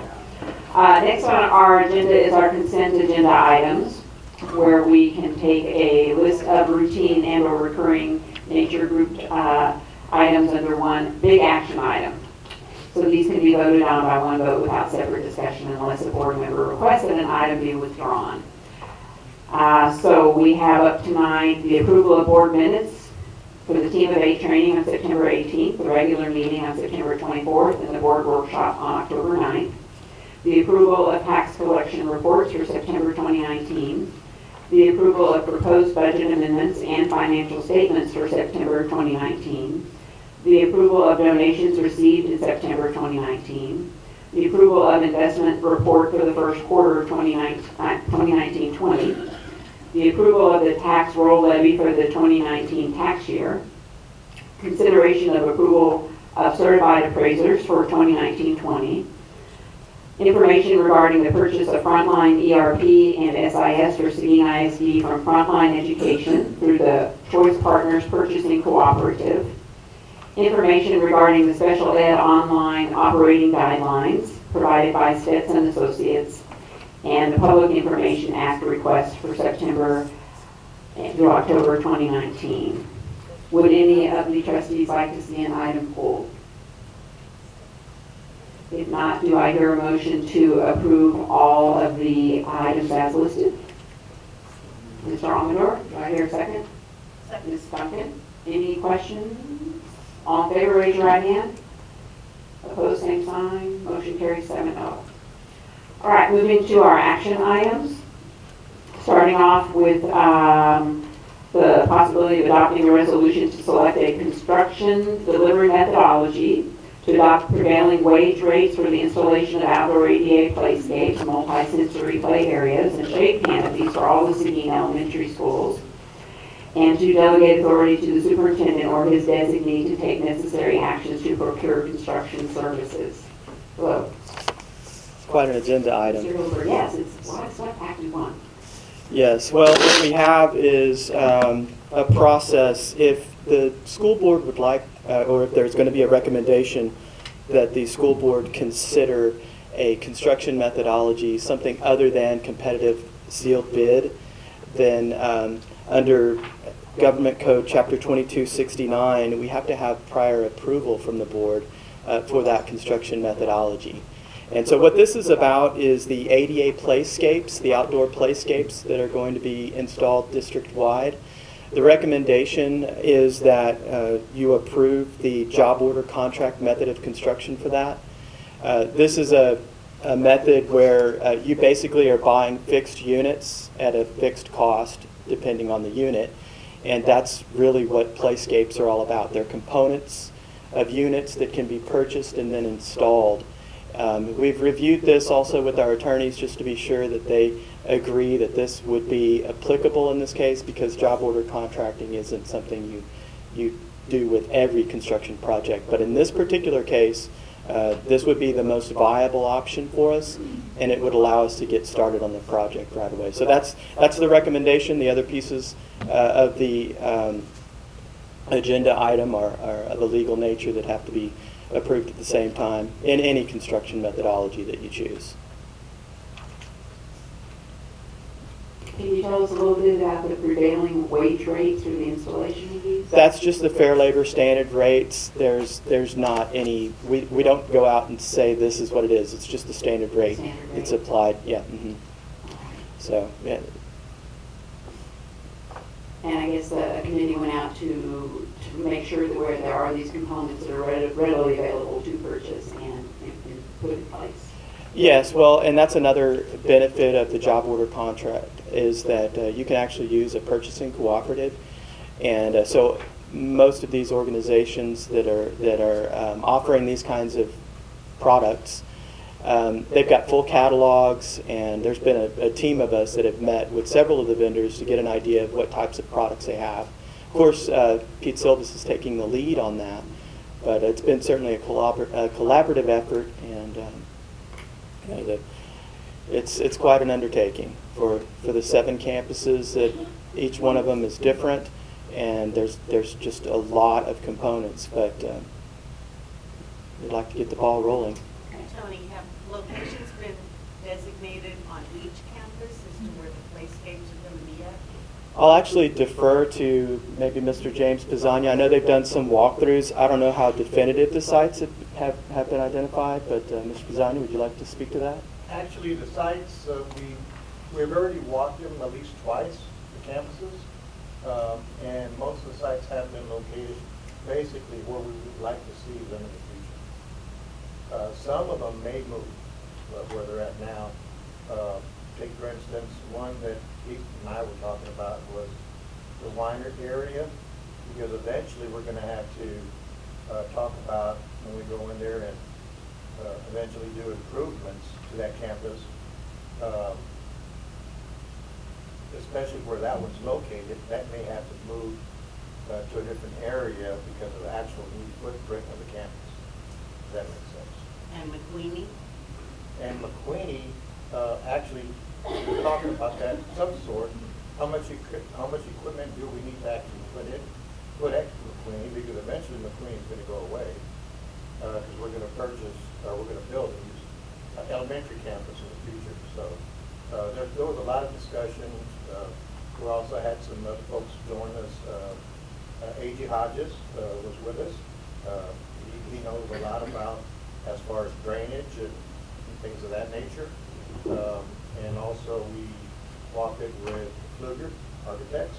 They came in and because we wanted to talk to them as well to get their insight of, if you're going to put this playground, this area in the future, when we expand the campus, then that might go away. So all that was talked about, but pretty much we got a pretty good idea of where we need to put these playscapes. Will we use that contractor in the future to move it as well? Or will it be done in-house too? It would probably be, it wouldn't be done in-house. So will each of the campuses get the exact same playscape equipment? That would be a P question. All right. I guess I am thinking about McQueenie, so if, we put this equipment out there in the shade canopy, I just hope that we would be able to move most of it. I know you can't move the ground part, Correct. But the structures themselves and the canopies ideally would be able to be moved to a new site. Sure, yes, you can. Yeah, and that's been discussed by the team that has been working with Pete. Certainly, we understand that we want to minimize the permanency of things that are installed at McQueenie, but at the same time, you want to have something there. So that's definitely in the plan. We don't necessarily have the full plan formulated right now, but we certainly, as a team, understand the fact that we don't want to throw dollars at something and then just dispose of it a few years later. We're not going to let that happen. Okay, good. Madam President? Yes. I need to adopt the resolution to select a construction delivery methodology, adopt prevailing wage rates for the installation of outdoor ADA playscapes, multi-sensory play areas, and shade canopies for all Seguin ISD elementary schools, Jefferson, Kankakee, McQueen, Papon, Rodriguez, Vogel, and Weiner, and delegate authority to the superintendent or his designee to take necessary actions to procure construction services. All right, I have a motion. Do I hear a second? Second from Ms. Moreno. Any further discussion? Not all in favor, raise your right hand. Opposed, same sign. Motion carries 7-0. Here's no way. Yes, if that's okay. The next item is the approval of the comprehensive annual financial report, or the CAFR, that for the year ended in June 30th, 2019. Okay, so the Seguin Independent School District Comprehensive Annual Financial Report, often referred to as the CAFR, is complete for the 2018-19 school year. And before we get started in the presentation, I'd like to thank the audit firm of Maxwell, Locke and Ritter. Not only do they support the district through the audit process, but they are also a valuable resource for the district throughout the course of the school year. And we do often refer to them not only for questions that we may have, but also they provide training from time to time for myself and our staff. So we really appreciate their efforts in that regard. I would also like to extend a thank you to the audit committee that consisted this year of Mr. Benito Amador, Mr. Alejandro Guerra, as well as Ms. Denise Crittenden. And just by way of update to the community, on October 23rd, 2019, the audit committee met along with Dr. Gutierrez with members of the audit firm Maxwell, Locke and Ritter. And they did receive an in-depth discussion of the report that you have. You've had an opportunity to review it, and not everyone has the full document. It will be posted on our website at the conclusion of this meeting in the coming days, but it's 103 pages. So we're obviously not going to go through everything this evening, but we will have a brief presentation. Before we get to that, though, I'd also like to extend certainly a personal thank you to the business department and other departments that helped us as well. But in particular, our budget specialist, that's Miss Sally Eckert. She can't be here this evening, but we very much appreciate her hard work in putting this report together, or helping get it put together. As well as our general ledger specialist. She was not able to attend the last board meeting. I wanted to introduce her to you. She's a new employee with the business department, but she's a long time, in fact, was born in Seguin, am I correct? Yes, so she's born and raised in Seguin, Texas, and we're proud and happy to have her in the business department. Miss Roxanne Molina is our general ledger specialist. So with that, I'd like to introduce Miss Michelle Coppolo. She is from Maxwell, Locke and Ritter, and she's going to go over some of the highlights to the comprehensive annual financial report for you.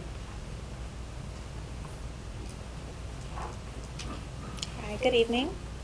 As Jimmy mentioned, as Tony mentioned, I'm Michelle Coppolo. I was the manager on the audit this year. Jimmy Ramel is the partner, and he can't be here tonight, but we did meet, as Tony mentioned, with the audit committee last week. So this will be pretty brief since y'all got all the details last week already. So first off, this is just an overview of everything that's included in the comprehensive annual financial report. There's no changes here from what is consistently in the document as what you had last year. We are providing an unmodified or clean opinion, which is the highest level of assurance that we can provide. The important news that y'all are all looking for. Here you have a summary of your fund financials, all the balance sheets for your governmental funds. As you can see, in total you have about $43 million in fund balance. $30 million of that is unassigned. This is about 34% of general operating fund expenditures, and we point out that that's within TEA recommended guidelines, and it also complies with your district's internal policies.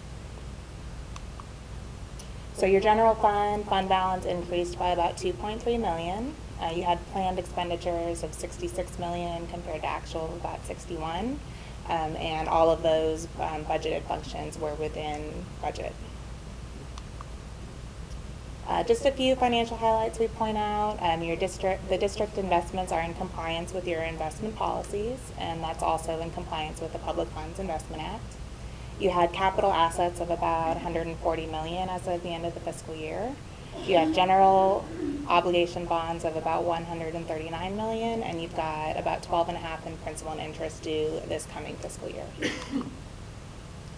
We also point out just a couple of new accounting pronouncements. So the first one you have is GASB 87. We've commented on this one the last 2 years. This is the leasing standard. You're not going to see significant changes because you don't do a significant amount of leasing activity.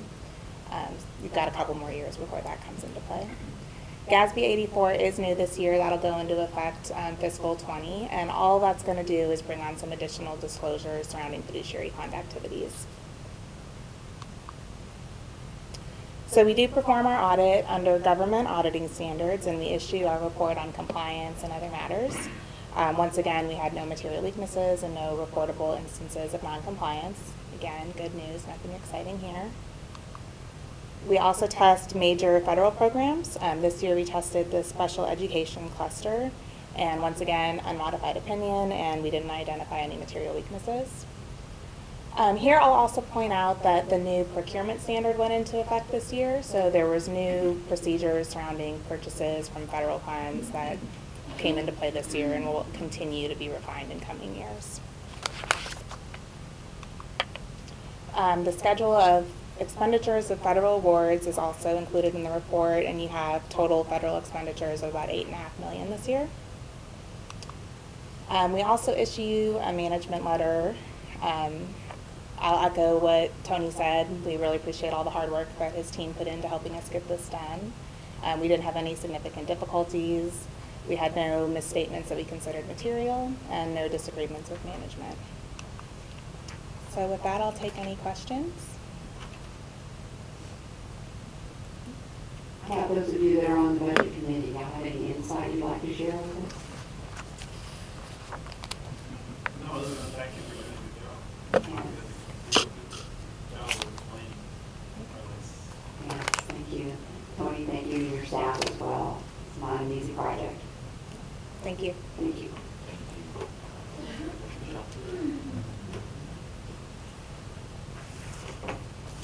So do I hear a motion to approve the comprehensive annual financial report for the year ending June 30th, 2019?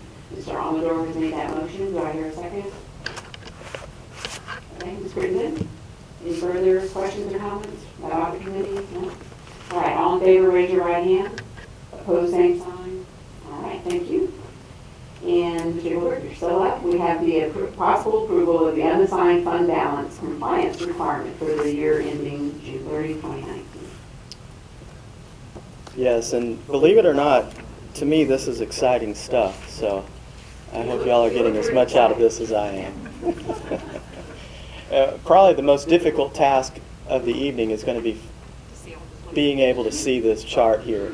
So we'll do our best. I know Mr. Lewis is probably struggling with it, but what we want to do, if we could, is just take a look at scroll up to the top and go to the far right, if you would, Mr. Lewis. Yeah. So on the far right there, what I've done is I've pulled out specific information that is necessary that you can tie back, and it's actually a secondary, a supplemental exhibit to this agenda item, and it's annotated. So you can see in that far right-hand column each of the different numbers that are coming from your C1 and your C2 schedule out of the audit that you just received. So you can see that this report ties back to the audit.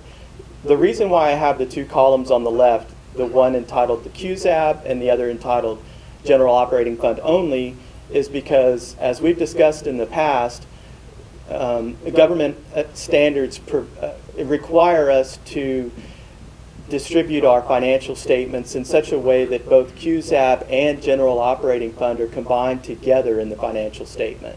And so the only way to tie these numbers back to the financial report, to the actual audit, is to combine them. But in order to do this calculation to see if we're in compliance with board policy, we need to look at just the general operating fund activity. So that's what I've done there, and we won't belabor it and go into every line item. If you'd like to do that, I'm more than happy to do it. But I've tried to be as explanatory as possible in the information there so that you can see that we're really focusing on that general operating fund only column in order to do this test. Now, what test are we talking about? Well, this is in accordance with Board Policy CE Local. And under the policy, it states that our annual unassigned fund balance as a district for the general operating fund only should be no less than 25% of annual operating expense. And so what is annual operating expense? If you look down at the bottom of that spreadsheet that Mr. Lewis is now showing the bottom of it for you, you can see that it's taking the total expense as per the general operating fund and backing out a few things. What it's backing out are things that are non-operational in nature. They're non-recurring, or they were specific assignments of fund balance from the prior year. And so if it's an assignment of fund balance and that's what's causing your expense to go up, then you need to back that out to determine what your true operational expenses were during the year. So we've backed all of those out, and you can see we come to an actual 18-19 operating expense of $58,650. $650,815.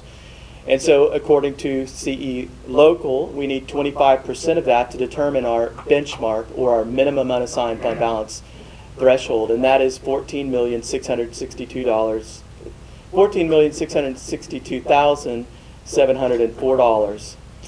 However, you compare that to what we actually have, and you can see that in the C2 schedule. It's annotated there as well. Unassigned fund balance is actually $30,877,094. So we have excess unassigned fund balance. That's not to say we have too much. It just means we have more than that minimum threshold. And you want to have more than your minimum threshold. You want that. A district wants that. And the reason why you want that is because, according to the Texas Education Agency, according to the General or the Governmental Accounting Standards Board, also known as GASB, you just noticed that the auditors were showing us some pronouncements for the coming years from GASB. They are an oversight for school districts, as well as TASB, Texas Association of School Boards. Each of those recommend as best practices that districts use fund balance, purposefully and intentionally use fund balance when it's in excess of what is needed, and it is a rule of thumb, 25% or 90 days, for large one-time purchases, for capital improvements that would be funded locally and not by a bond issue, as well as startup costs associated with new programs and initiatives. Now, that doesn't mean that we can't spend fund balance on things aside from that, but as best practice, that's what you want to focus on. And so when we go through the audit process, or through the budget development process, one of the things we're looking at as an administrative team is what are the things that are needed in the district that meet these criteria? Do we have sufficient fund balance to cover them? And would we want to make that recommendation? And so as we went through the budget development process for the 1920 school year, you'll recall that we brought that up once at a workshop and multiple times during our budget committee meetings. So this calculation indicates that the unassigned fund balance as of 6/30/19 is $16,214,390 in excess of that minimum threshold. And that number is important. And you can kind of see in the gray there, maybe you looked at it, there's an indication at the bottom that if we were to take that $16,214,390 and subtract $2,750,525 in recommended uses of fund balance, the district would still have $463,865,000 of fund balance in excess of that minimum threshold that we just talked about. And that's actually $2,006,956 more than the ending unassigned fund balance in excess of the minimum threshold from the prior year. So even if we take what we will recommend in the next board item, even if we take all of that, you'll still have pushed fund balance up by an additional $2 million over the prior year. And not just fund balance, but fund balance in excess of the minimum threshold. Very important information. That's not under consideration under this action item. The only thing under this action item is that you approve the calculation so that we can move forward with the meeting. Any questions? Okay, do I hear a motion to approve the annual calculation of unassigned fund balance in compliance with board policy CE local as of June 30, 2019? Mr. Gaddis, do I hear a second? Ms. Moreno, any questions? This is good, very good news, by the way. I want to make that comment. All right. All in favor, raise your right hand. Opposed, same sign. Motion carries 7-0. All right, moving on to the next agenda item that you just made reference to, which is to possibly adopt the resolution for the assignment of fund balance. And so I've tried to be brief in the descriptions, but if you have some questions on any of the fund balance assignment items, I'd be more than happy to discuss those. Or we can go over each one of them. I've got a brief description for each one, whichever you'd like. I'd like to address the last one, the one-time cost of the system. I kind of like to hear a little brief description of all of them, if you don't mind. Sure. You have it ready. I do. Shall we just go in order then? Okay. So to begin with, the first few items here are actually rollover items from the 18-19 school year. So this first one, the E-rate reimbursement roll forward. The district received a large amount of E-rate reimbursement. That's federal money that comes in. It's associated with and Mr. Lewis can speak to it a lot more than I can as far as what drives the reimbursement. But what I can tell you is it comes in by way of the federal government. And we received an exceedingly large amount of reimbursement in the prior year, and that is associated with spending because of not the current bond issue, not the 2019 bond issue, but the high school bond issue and all the technology items that were purchased through that. So, Mr. Lewis, I don't know if there's something else you want to add to that? Yeah, any questions?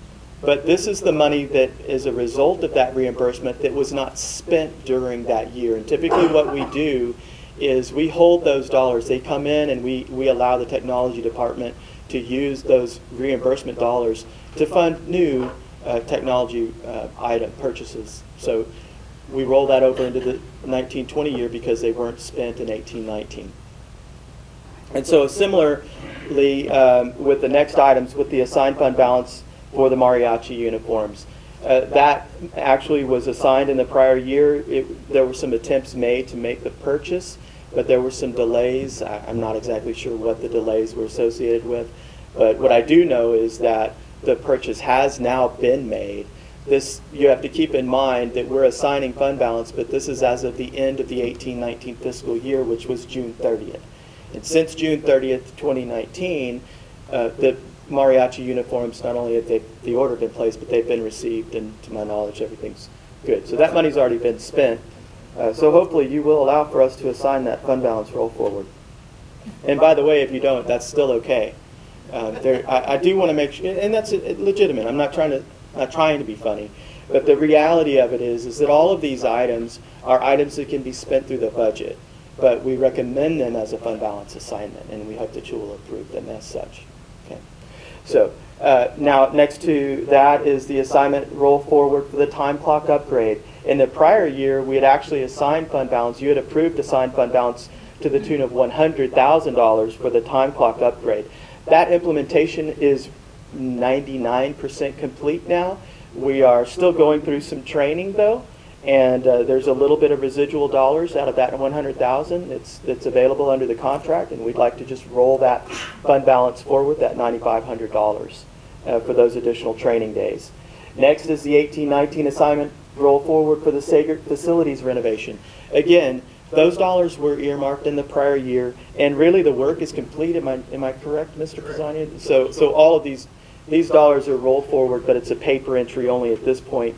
That really have already been spent.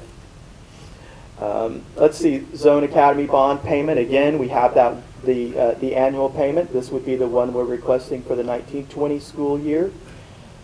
The Destination Imagination Globals Travel Reserve, that is not a budgeted item.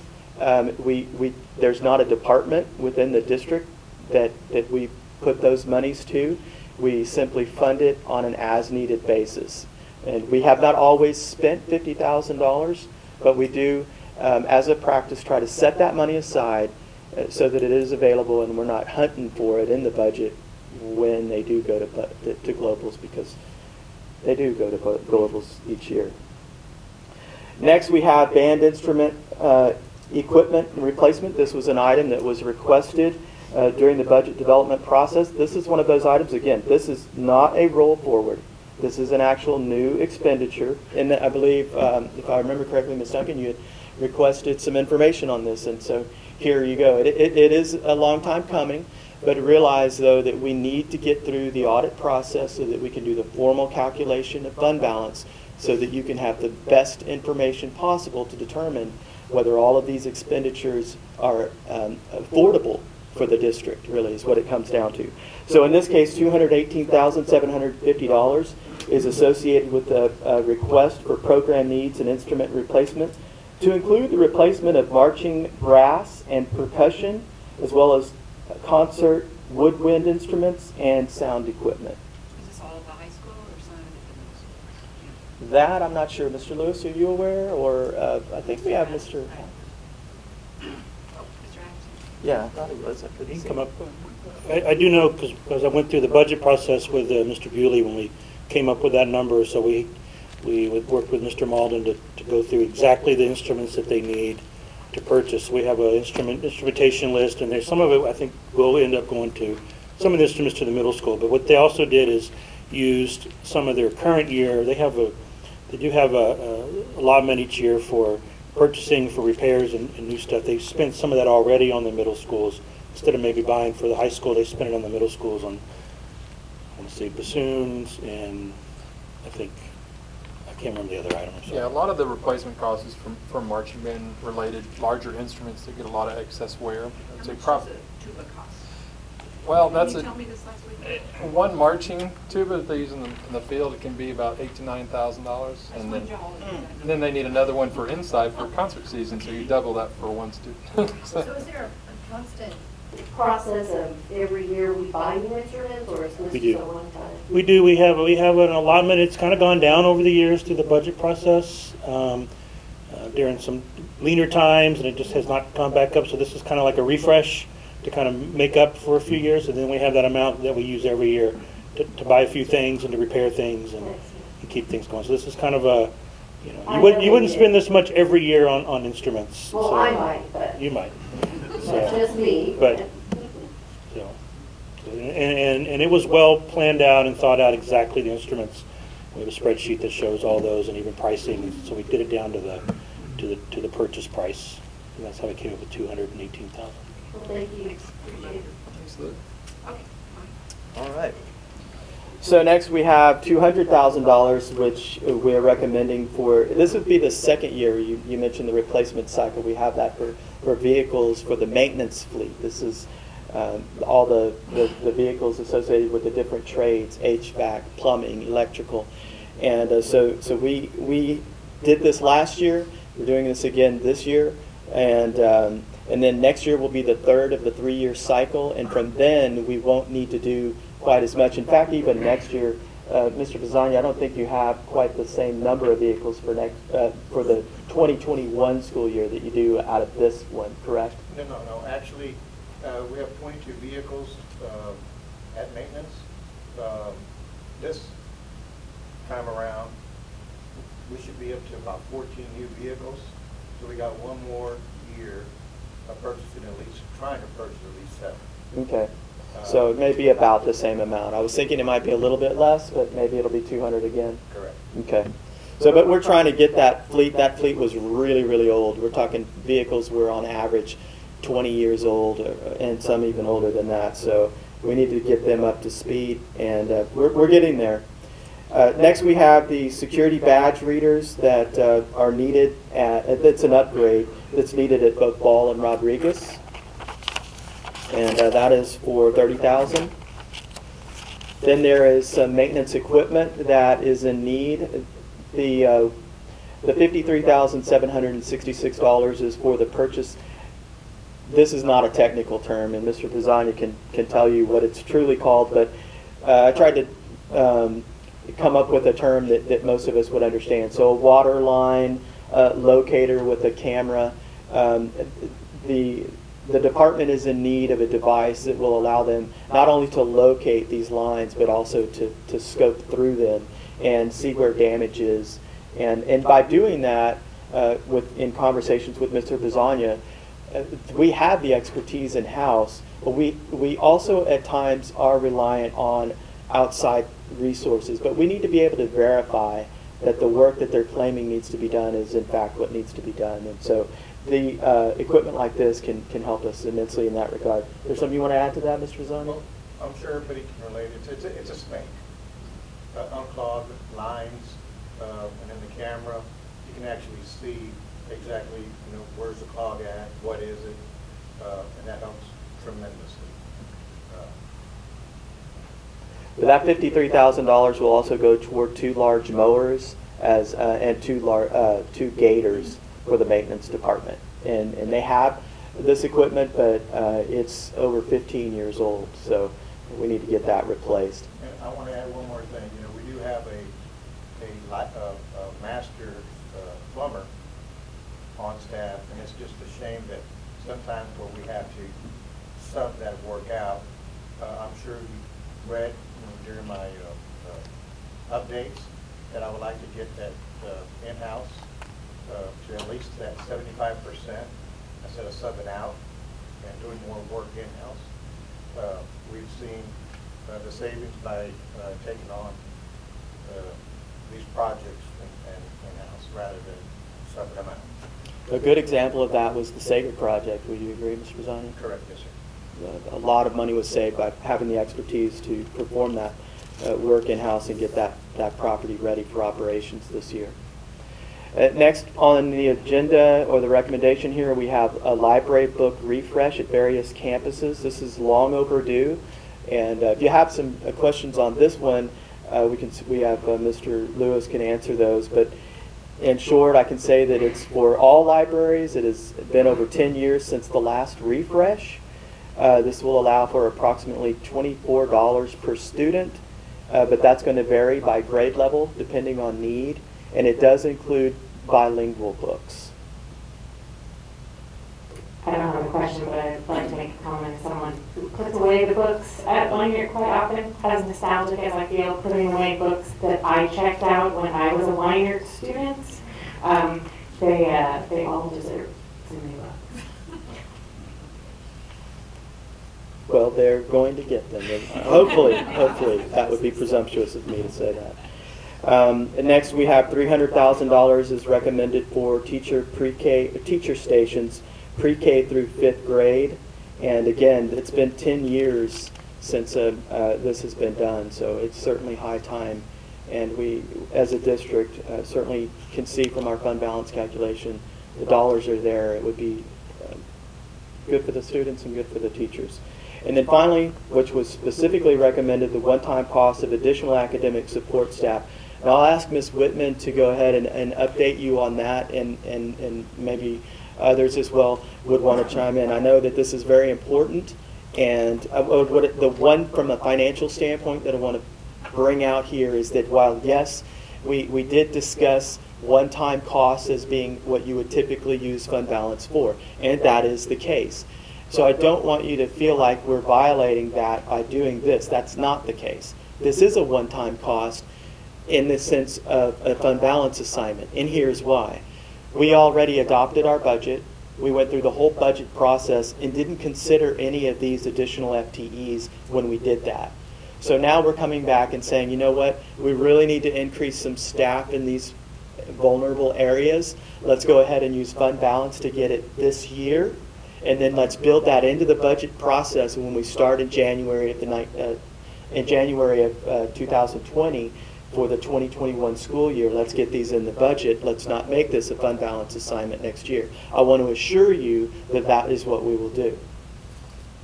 So with that, if you'd like some explanation as to who will be funded, what positions, Ms. Whitman? Right, and just to piggyback off that, we are marking these positions as current year only, so they'll be designated in our staffing as current year only. If any of them are paraprofessionals or even contracted folks, they will not get a letter of assurance for the next year or a contract. However, if they're outstanding employees, we will have that communication and slot them in a vacancy for next year, because we wouldn't want to lose that outstanding employee if the position is not still needed for next year. If it's still needed, we'll add it in the staffing projections. So right now, we've posted for every position to bring class size down at the high school. We've approved the English one, or we're asking for the English 1 and Algebra 1 teachers for class size reduction. We have 4 paraprofessionals at our campuses that were talked about earlier that struggled, that are C campuses. And we have some behavior support that we talked about, the additional monitors at each campus, and this piggybacks off of that last presentation at a board workshop on behavior. And we have an EA teacher and aide at Jefferson that will help support the special ed needs there, and then some various temp positions that we're going to utilize to bring down numbers, and fine art support at Breezy and possibly Barnes, and then some possible para positions to help with the behaviors with special ed. Throughout the district? Throughout the district, as needed, yes. Yes.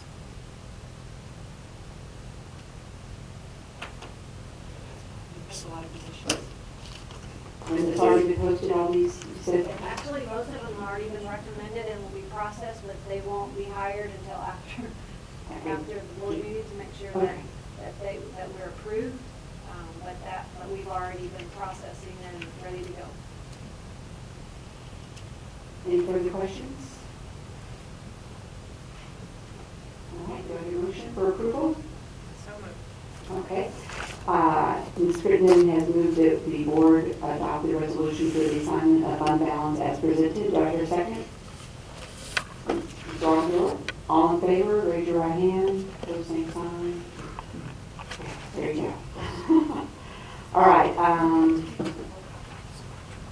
Moving on to item 8E, which is consideration and approval of the district campus performance objectives for the 2019-20 school year. Mr. Fontu, hello again. Hello again.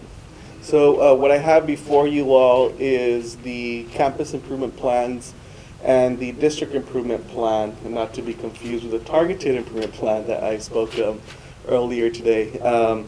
So this is an annual item that we must adopt as a board, and what we did this year was just tweak our plans. The year before this year, for the 18-19 school year, we streamlined our campus and district improvement plans to mirror our strategic priorities.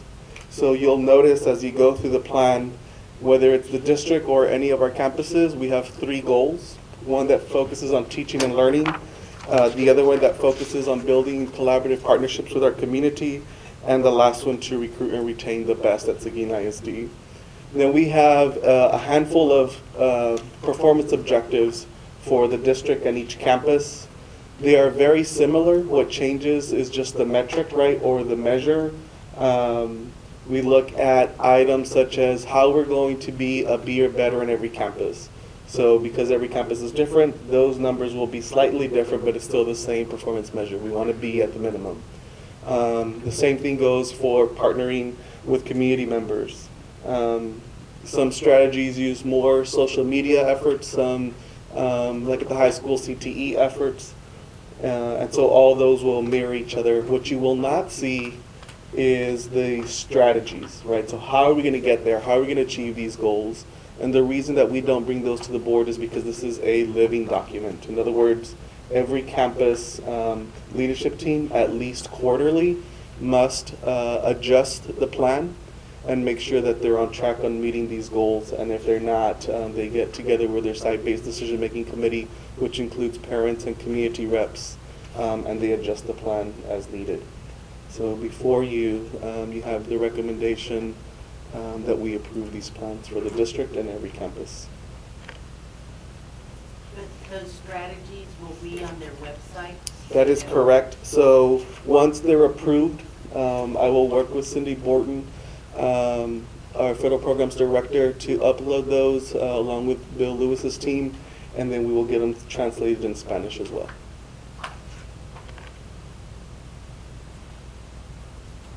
Any further questions from anybody? Madam President, I move to approve the district and campus performance objectives for the 2019-2020 school year. Okay, I have a motion on the table. Do I hear a second? Mr. Jenkins? Any further questions, comments? All right. All in favor, raise your right hand. Opposed, same sign. Thank you, Mr. Cantu. Appreciate it. You're still up. So next up is the possible approval of the 2019-20 targeted improvement plans for the district, AJB, Barnes, Potlawn, Rodriguez, and Vogel. And so these are the items that I spoke to during the public hearing. I do not have another presentation as we just presented that. So the recommendation is that we approve the targeted improvement plans as presented. A lot of work went into these plans. Yes. Awful lot of work. Anybody care to make that motion? Mr. Gabbard? Make a motion Second. to approve the 2019-2020 target improvement plan. Okay, thank you. And I have a second from Ms. Duncan, I think. Any further questions, comments? All in favor, raise your right hand. Opposed, same sign.